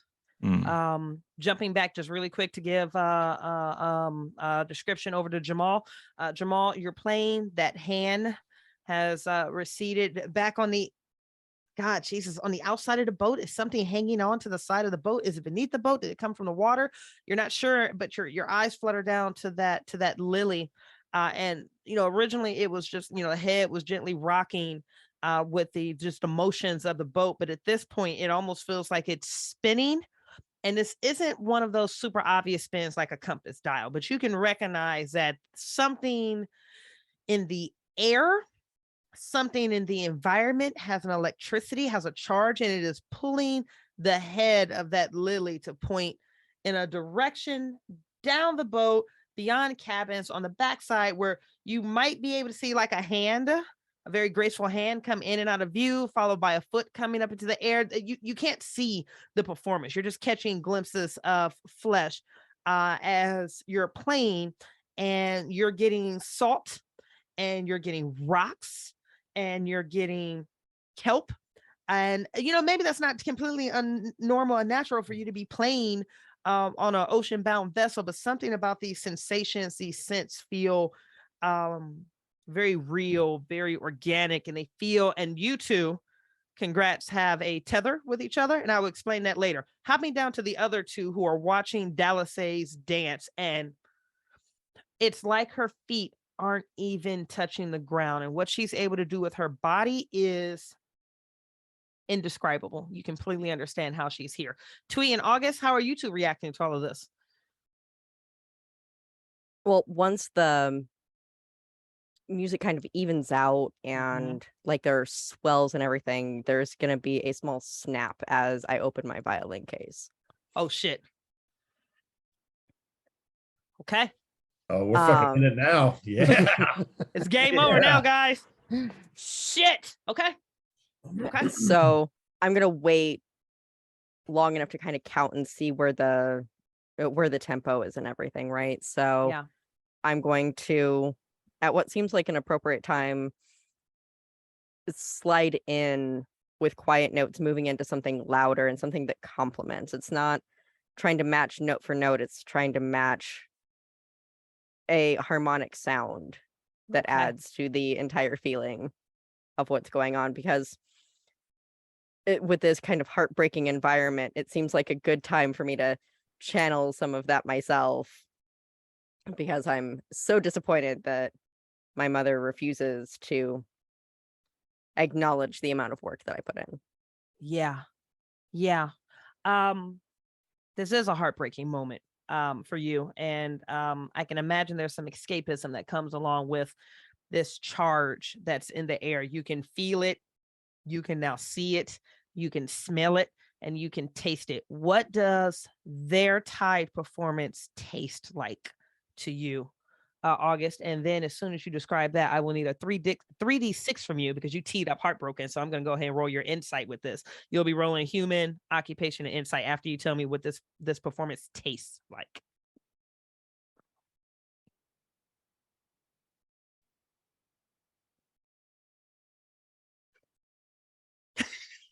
I love the laugh and the smile. So it's a weird taste that maybe is unique to me, but it tastes like a thunderstorm. There's Damn, I love good role players. There's a feeling that comes with a thunderstorm where there's a palpable heaviness in the air that is the humidity. When you breathe in, you can feel it like in the back of your throat. And Yeah. there's a definite, essentially, taste of the essentially wetter environment. And it's not going to taste like the seawater that's kind of blowing up over the boat. It's going to taste different than that. Okay. So in a cloudless sky, you are tasting thunderstorms. Let me go ahead and get that 3d6 from you, baby. Good luck. Oh, fuck me. You want to read them out? 3, 4, and 6. Okay. Woo! It's going to be a quick game if you guys keep rolling like this. So 3 we can dismiss. 4 and 6, babe, whatever you're about to tee up for your description, you are performing at the epitome of human perfection right now. Whatever is happening, and congrats, you're also now linked between the two of those. I'll explain that later.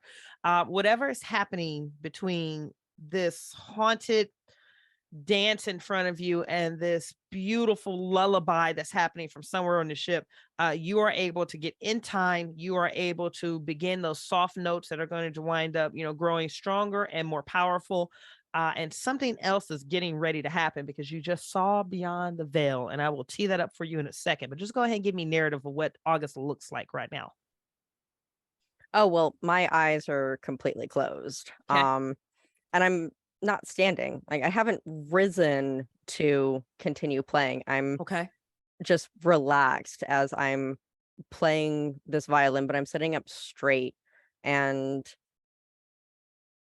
as the longer I play, I start crying completely silently.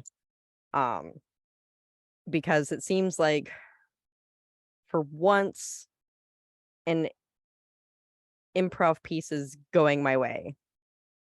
And it moves me from the inside out. And if only my mother were here to hear it. Yeah. Yeah. Beautiful description, by the way, Allie. Good role players make my world go round. You are seated, your back is straight, and you're playing, and you're thinking about if only your mother could see this magic that you're creating right now with both Jamal and Dallasay. Your eyes are closed, you are crying, and if you could imagine that the back of your eyelids are like a projection screen, you are seeing 2 different images, 2 different scenarios, 2 different situations happening simultaneously. One, you have Dallasay playing or dancing on the back of your left eyelid, and she's dancing in complete blackness. There's no ground, there's no ceiling, there's no wall. It almost like she's just suspended in time and space, and she is dancing. And there are wisps of shadow, wisps of darkness, half in this reality, half not, that are coming in and out of this unreality that you're even seeing her through. It doesn't make any sense. But the more she dances, the more aroused you begin to feel as something is moving, slithering, wrapping around her legs, her arms, her wrists, her throat. And you realize very quickly that whatever is jumping in and out of this moment of her being suspended and dancing is not human. It's not real. Maybe it is real. You don't understand it, but you can't stop watching it. It's like a train wreck. It's like an accident. It's like watching someone bleed out. It's just, you are suspended in what possibly is moving her. What do you see behind the right eyelid?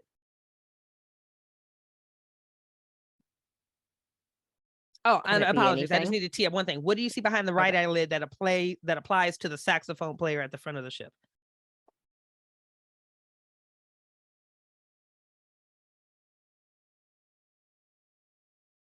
And permission to go dark. It's probably something that's inverted to what's happening in my other eye, where it's the general surroundings are very bright, almost blinding, like a fresh blanket of untouched snow that has a very bright sun, just that snow blind Yeah. that's happening. And it's almost excruciating in its brightness, but there's this kind of dark, shadowy figure that is there with subtle movements as Jamal is playing. And with these images combined, the there's going to be this overwhelming feeling that makes me want to stop because I don't know what's going on. Yeah. But the connection between my mind and my body are not one anymore. And my body is continuing to move without my permission. Oh, great description. By the way, this is a house rule that I stole from a mutual friend from a lot of ours, Rena. With a 6, your insight goes up by 2. Congrats. Oh, I know you're almost out the back door already, and we're only on session 1. Tui, I am going to allow you to take, because there's a lot happening right now. Yeah. I'm going to allow you to take this scene home. What is Tui doing and what is going on? So she's turned off her headphones at this point, not because the music wasn't, with ambient stuff, it can vibe with a lot of other stuff, but like she wanted to get the pure whatever this is that's going on right now, because clearly something is happening. Yeah. And so she'll hear the saxophone, and that color of blue will kind of hit her, and then the violin comes in. Like, she's not really a sax person or a violin person, but the two of them together are really nice. There's something discordant but also beautiful about what's being played. And so she breaks out her sketch pad because this feels like a good moment. She would prefer to do art when she's got music to listen to. She'll never do it she'll never do it in a quiet room. Like, she's got to have something going. Yeah. And so at the top of her sketch pad with her chalk, she'll write a slow death to all dahlias, and then in a single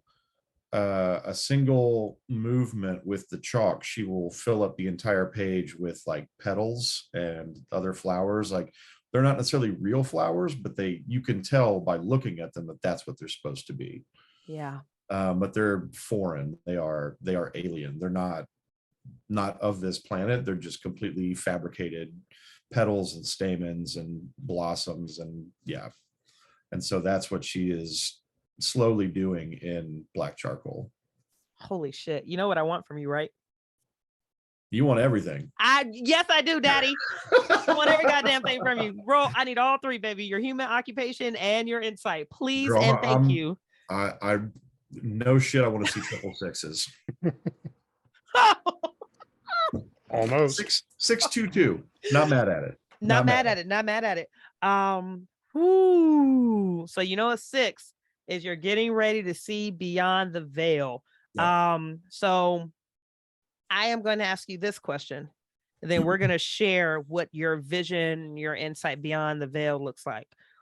You're now tied.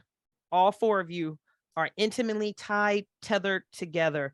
It's almost like being each other's touchstones, or maybe like the safe spot. If you're playing like hide or seek, the tree that you can touch, there's something sanctuary-ish. There's something safe. There's something inspiring about the 4 of you. And if 2 or more of you are gathered, something happens, and it could be terrifying, but it could also be simultaneously enlightening.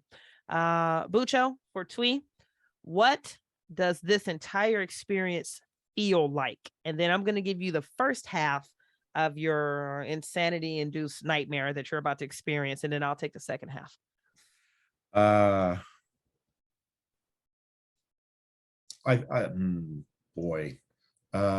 think Tui is going to feel this experience kind of culminate together. And so what she'll do is she'll kind of associate a color to each person. Okay. And so if she's going to kind of, when they're around, it'll be like, it'll like hers might be like a black or dark purple, but it comes out in like small fireflies from her. Okay. And so like they're fireflies from everybody else too, but like Jamal would be blue fireflies, and then Dallas A would probably be like a sea green firefly, and then August would be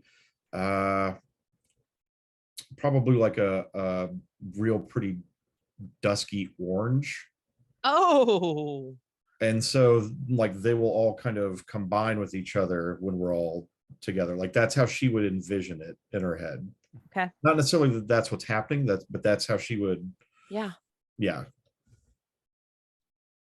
Okay. So you are sparking almost in a way.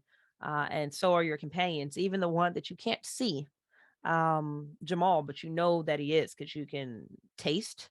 You can taste the thunderstorm. You can smell rock and was it kelp and salt Yep. over there, Salt and Chris? kelp. Yeah. Mhm. You can feel these colors emerging, and you're becoming more and more furious with this chalk, and you're moving at speeds that you didn't know you could do. And your hand is going and it's going and it's going, and more of these alien flowers that you describe are springing from the page, but now they're not just on the page, they're actually rising from the page. Whatever it is, it's growing, and it's multiplying and it's duplicating all over the page. It's starting to spill out on the other sides, but you can't stop. You can't stop. You can't stop. Whatever this is radiates the scent and the smell and the sights and the sounds. It's just, it's pouring over your lap. It's working its way down the inside of your calves.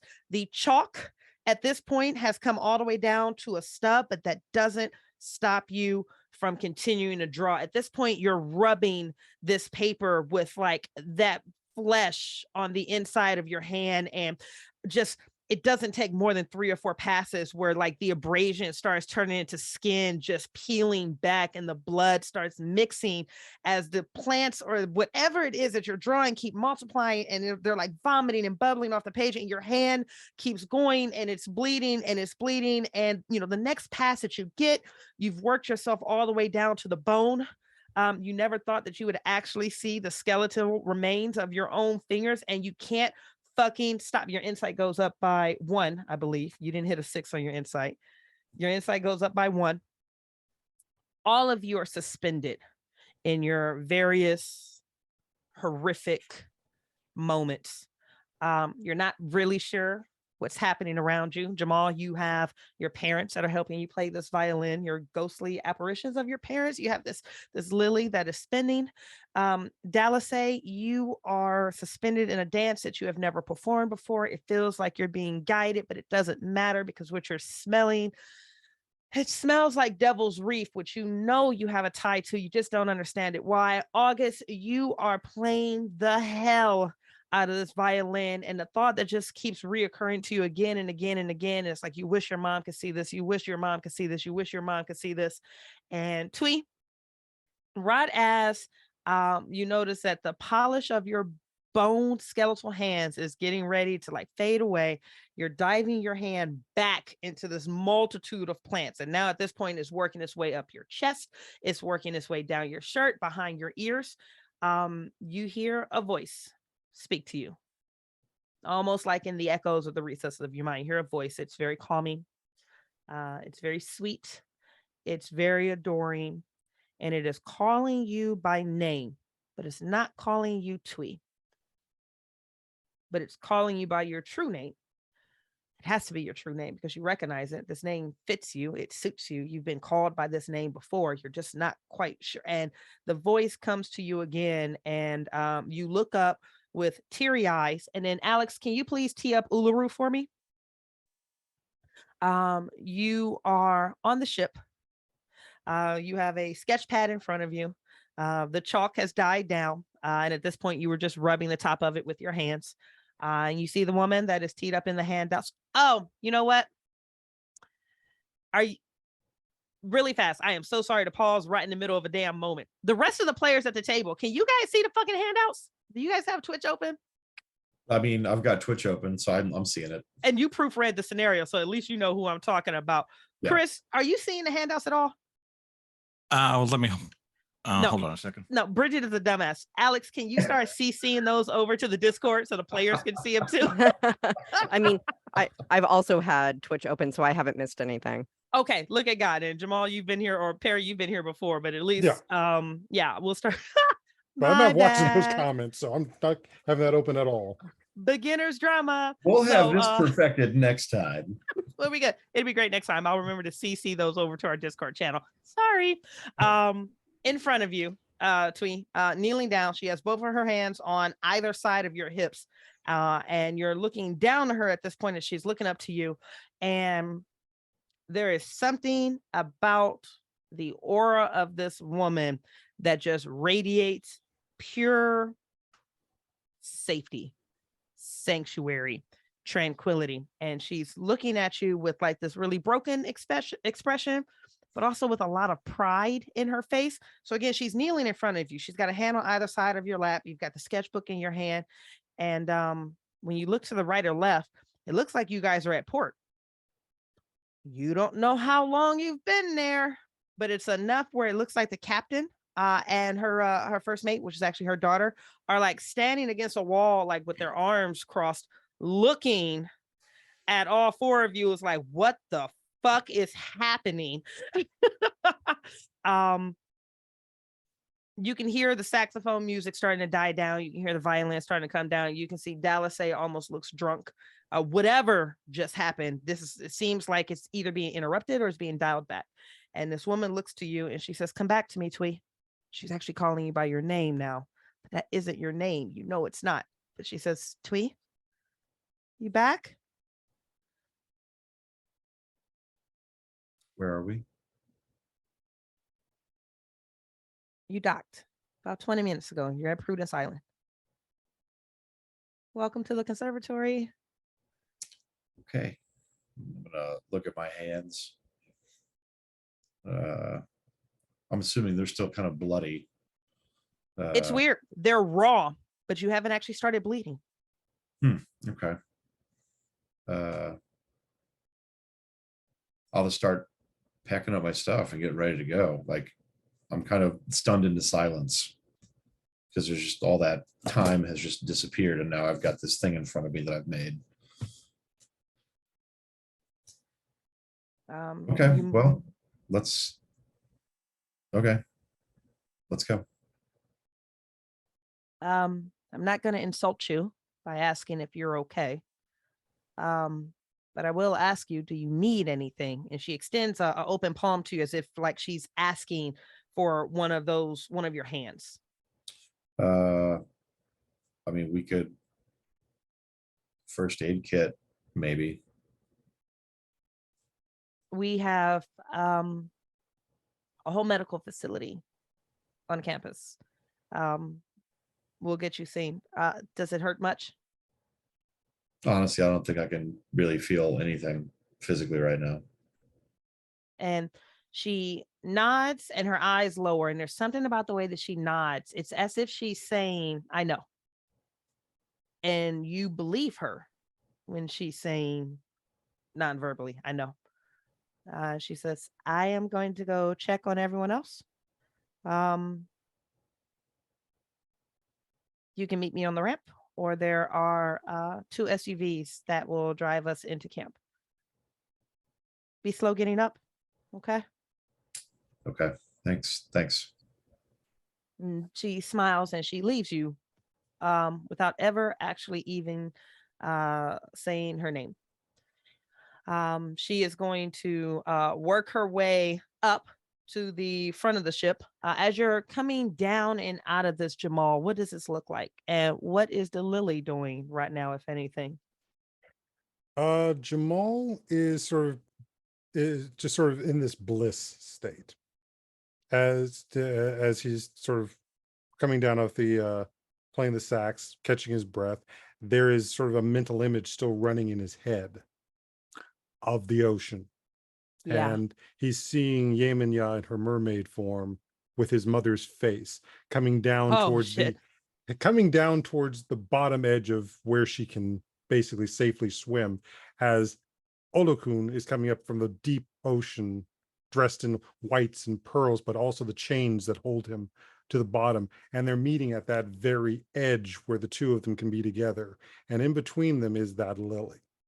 Oh. And he's picking it up in the real world, picking it up and basically putting on the headphones and then tucking it in just behind in the ear, so the headphones holding it in place, as he's just slowly in the still blissed state, putting the sax away, zipping it up, and looking up at Uluru. Okay. So you look up as this I hate to call her a creature because she's very much a human, but there's something about the way she glides and there's something about the way she walks. It almost feels like she's supernatural in a way. She's beautiful beyond measure, but there's also something that she brings with her that feels welcoming and makes you feel invited and brings with it a sense of belonging. And as she steps through, right after you've picked up that lily, the two images of those creatures almost kind of like dissipate into like a mist, Mhm. a fog and a mist. But you recognize that, before they slip between that same drain port and slip back into the ocean, they both almost bow reverently towards her, and you see her eyes flicker down, but there's no expression on her face, so you're not sure whether something just caught her peripheral vision or whether she's in this shared madness delirium with you. You're not sure because there's nothing over her face that confirms it. And she comes up to you and she says, "Hi, Jamal. Hello. Are you okay?" I'm great. How are you doing? I'm- Oh, we're here, aren't we? You are. You've been here for about 30 minutes apparently. Oh, okay. Definitely got in the zone, it seems. The flow state, just like in the Pixar movie. Then she smiles and she actually starts laughing, like with a hand over her chest. She says, "Yes, just like the Pixar movie." I was not, I wasn't expecting that. I'm Uluru, and she opens up both of her palms to you face up with the extension, like she's inviting you for a hug, but she's also simultaneously content with not embracing. But that's what she's offering you. He'll move into a hand hugger. Okay. She comes in and she wraps her arms over the back of your shoulder and she gives you, of course, the most epic Black woman hug of the century. And as she, reaches back from you, she smiles and she puts a hand just very gently on either side of your cheeks and she kind of flicks the flower and she says, "Welcome to the conservatory. Thank you. You're going to have so much fun." I hope so. Oh, when is the director's office hours? And she kind of blinks and she says, "The director's office hours?" Yeah. She doesn't really have hours set. Do you know, Miss Downs? We spoke on the phone a while ago. Oh, She sent me my father's sax. and she looks down to the saxophone and she says, "My apologies. I remember.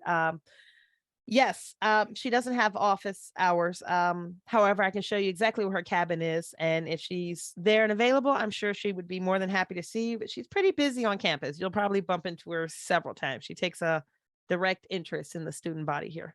Good. If you have a chance, then let her know I'd like to see her as soon as she's available.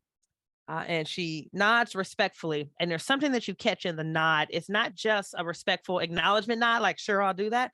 There's a deference there that almost feels like, to the best of your understanding, that she is consenting to an order that's been given to her. It's amazing how quickly the power dynamic shifted in just that moment. She damn near just bowed at you and said, like, "Yes, master," but she didn't say anything. She just gave you a nod of acknowledgement, but it felt deeper.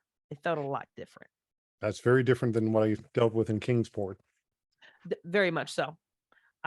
She says, "Of course, I'll be happy to. I'm going to go check on the rest of your companions. Your stuff will be loaded out, but," and she says this very intentionally. She says, "Twee's back.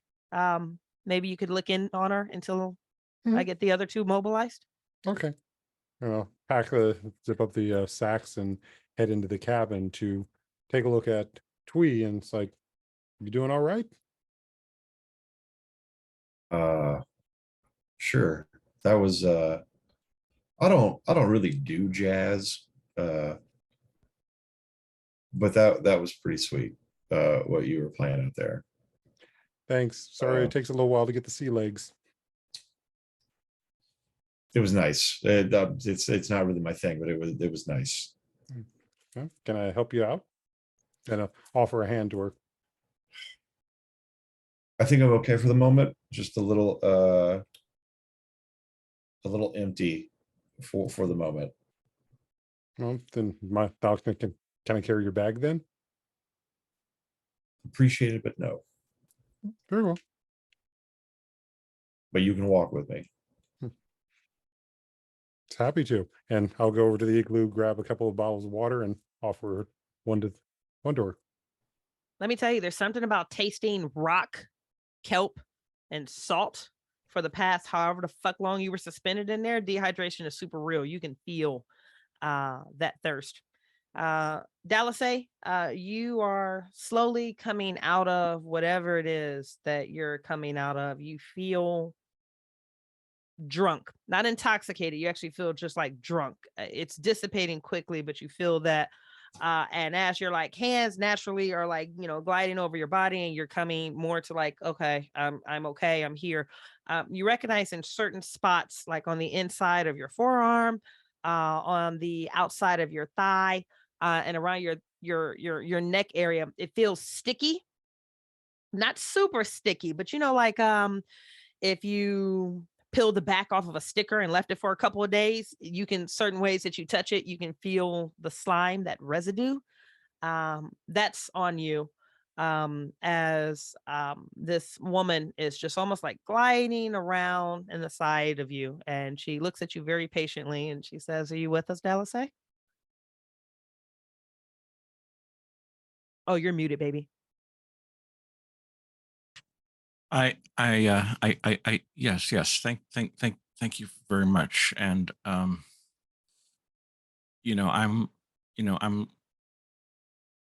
having such a tumble of feelings because it's still like you say, it's that feeling of drunkenness, which is a little bit of euphoria and a little bit of nausea Yeah. at the same time. And part of me is in fear because I'm just wondering what my parents would think. I caused them so much trouble when I used to go for my nighttime walks, and they were happy when I got this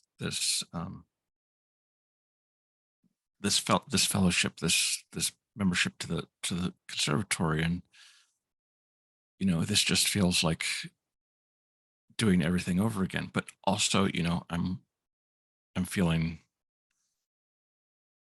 like something came alive in me, as though I knew my body, knew my body for what it was.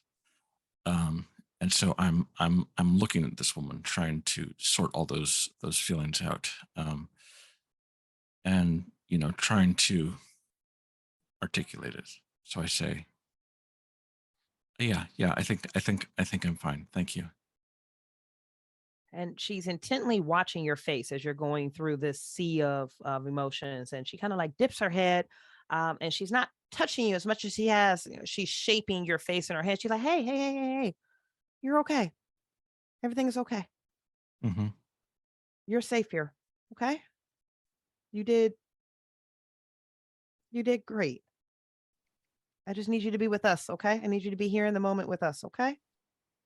Feel a certain surge of wellness going through me, and I nod, yes, thank you. Feel a little bit better. She's not touching you, but she has a hand on either side of your face.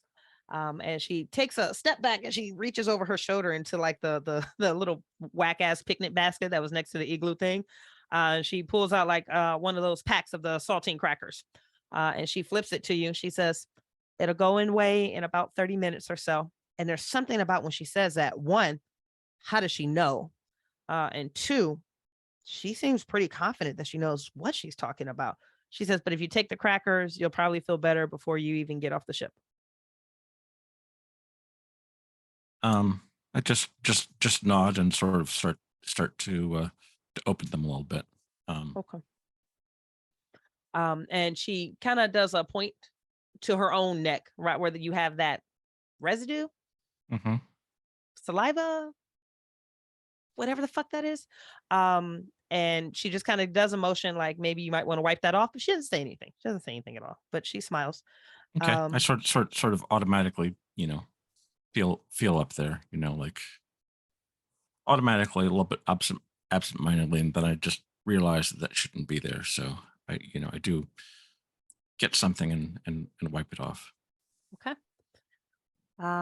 She says, I'm gonna go check on August. Take as much time as you need. We won't leave you. That strikes you as weird because 30 minutes ago, an hour ago, 2 hours ago, that was like one of your fears. And she's speaking directly to it. And she's like, satiating it out of the way. Like, no, we would never advance without you. And she is going to move over to August, which, if I remember, the violinist never actually stood up. He was seated with a straight back, playing the entire time. And Allie, I'm going to do this, and I'm going to close us out for the evening.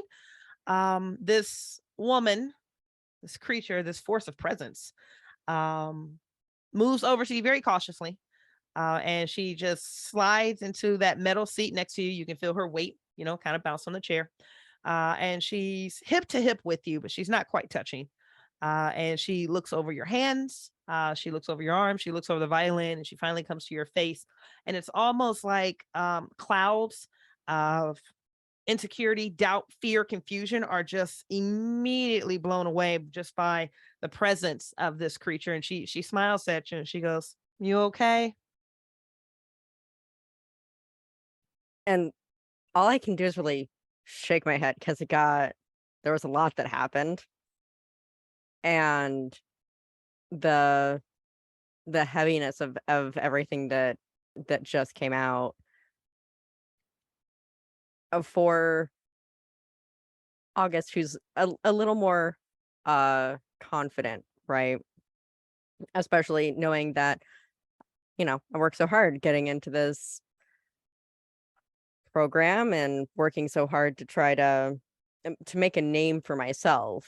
Yeah. I've become nonverbal in whatever just happened, and my violin goes back in my case, and I close it, and I grab my bag, and I stand up, and I look around because we've been docked, and I'm ready to get off this boat from whatever just happened. Yeah. It was a lot, and I have to mentally prepare myself through that. Okay. You're hurriedly putting your violin in the case. It claps, clack, clack.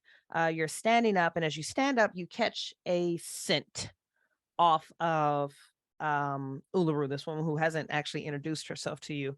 And I have to ask you this much, August. Your mother has been semi-present on your birthdays. I mean, her preferred method is dropping you and your friends off at like Laser Quest or roller skating or movie or something, not actually spending time with you. But on the few birthdays that she did, there's one dessert that she makes for you. She only makes it on your birthday. What is that dessert that she makes for you when you can get her to make it? Monkey bread. Monkey bread. The classic monkey bread.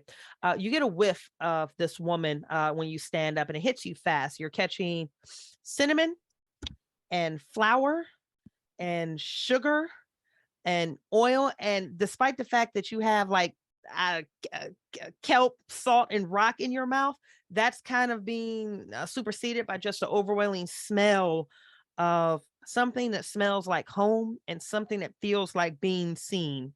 And she stands up with you and she smiles and she says, "It's okay. I see you. Welcome to the Miskatonic Shoreside Conservatory." And that, friends of the symphony, is where our show is going to end for the night. Take a deep breath. Woo! We made it. Thank you, everyone who showed up and or is currently watching the replay. You guys are indeed the best part of waking up. We sincerely appreciate you. Alex, our elder god or great Cthulhu in the sky, let's do this damn drawing. Yes, let's give away some stuff. Let's give away some stuff. Let me make sure. Yep, my input is going. So amazing. Our first winner for the Miskatonic Shoreside Conservatory PDF is Hapless Mage. Hey, Nathan! Nice. Woo, woo, woo! Okay, And let me write that down. And the winner of the 2 Bucho short story anthologies is Crystal Crystalline KC. Nice. Is that somebody you know, Bucho? That's one of my players, yeah. Hey! Nice. Thanks for tuning in, babe, and congrats on your signed copies. Hey, you don't have to ship those, Bucho. That's amazing. That's pretty great. That's pretty dope for He a literally first lives like a round. mile away from me, which is even better.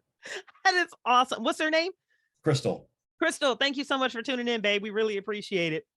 Guys, the cast and crew are going to take a brief break, and then we're going to come back for our post-symphony gala. So basically what we're going to do, we're going to take a break, and then we're going to come back, and we're going to have our pets in the room, and we're going to unpack what the fuck just happened, and we're just going to spend 20 or 30 minutes discussing our impressions of the game or cool stuff that we're working on, or you can get to know us, our pets, and the investigators more. To get access to that content, you do need to be a backer of ours on Patreon. So if you're interested in backing us, you want to go to patreon.com/Symphony Entertainment. If you'd like to hang out with us on Discord, there's a link in the chat and of course on the website at symphonyentertainment.com. Before we empty out the auditorium, let's go around one more time, same order, starting with Bucho, and say goodnight to our symphonic cast. Guys, give us your name, where to find you, and some of the sexy shit that you do. Hello and goodbye. My name is Bucho. You can find my work on Instagram at The Real Pink Manther. I post up pictures of my painting when I'm doing it and some literary stuff when that's happening. And that's really where I'm the most active right now. But you can also find me on the Symphony Entertainment Reddit, where I am constantly updating events and things that are going on that are related to Symphony Entertainment. So come over, play nice. There's no diggity allowed, but there is plenty of conversation. So swing through, leave some comments, make some posts. Yeah, join the community. Wow, love it. Perry, tee us up, baby. So I'm Perry Clark, licensed marriage and family therapist. You can find me at my practice, which is known as Untangle and Grow Counseling, or you can listen to my podcast, which is known as Untying Knots, Minds and Souls Untethered, where we do have an interview with Bridget, which is how all of this got started for me, as well as a number of others talking about mental health, BIPOC, geek culture, and the intersections of all of that. So check that out. It's Untying Knots, Minds and Souls Untethered. And you can find it on pretty much any podcast player that's out there. It's such a good podcast too, guys. Chris, hit us, baby. Well, let's see. You can find me wandering around the Bay Area, looking a little bit stunned and clueless. If you want to, if you want to come and completely dork out, you can check out the Saber Choreography group at Lux Saber Core. corps.com. My Instagram is Zopher H. That's XOPHERH. And that's about it. Woot woot. And not last but not least, because I actually forgot to introduce Alex on the first one. Alex, we're gonna tee you up directly after Allie. Allie, hit us. Yeah, I'm Allie, and I am a cast member on the Old Ways podcast. That's really the only place you can find me. And I am part of the Vampire of the Masquerade campaign Woo-hoo. that is running right now. And you might hear me in some of the side quests and stuff as well. Beautiful. And now last but totally not least, the voice in the sky, and also the person that's literally making all this possible, because I don't know a goddamn thing about technology or streaming. I am doing none of it. The players made the advertising, and this person is literally doing all the behind the scenes fun stuff. Well, hi everybody. I'm Alex. I am the producer here at Symphony Entertainment, as well as the author of the Titan City Chronicles, the assistant line developer. Actually, I'm the co-line developer for Mutants and Masterminds now. I got a promotion. Whoa, whoa, congrats, baby! I need to start training myself not to say I'm an assistant anymore. Please tell me you're doing this in the demon voice right now. Not right now. God damn it! The demon voice was so great, guys. That was amazing. I quit. Maybe we'll do the demon voice next week. We'll see. There we go. We'll see what the chat has to say. Also, you can find me over at the Untold Stories Project, where we stream RPGs that don't get the same love that D&D and Pathfinder do. So, we stream Mondays and Tuesday nights. I do a lot of superhero stuff over there. It's a ton of fun. And that's all I've got for you, Bridget. Over to you. I love you guys so much. Thank you for joining in. Miskatonic Shoreside Conservatory, which you are watching now, will be available in softcover and hardcover maybe sometime this week. I got the softcover proof today. The hardcover should be arriving tomorrow, assuming everything goes well on Jared and I's end. I should be announcing that this is available for sale on DriveThruRPG, Amazon, and Indie Press Revolution. Fingers crossed if they'll have us soon. So stay in touch. Thank you so much for joining us, and thank you for joining us on another lovely evening at the Symphony. Have a great night, guys. Mwah.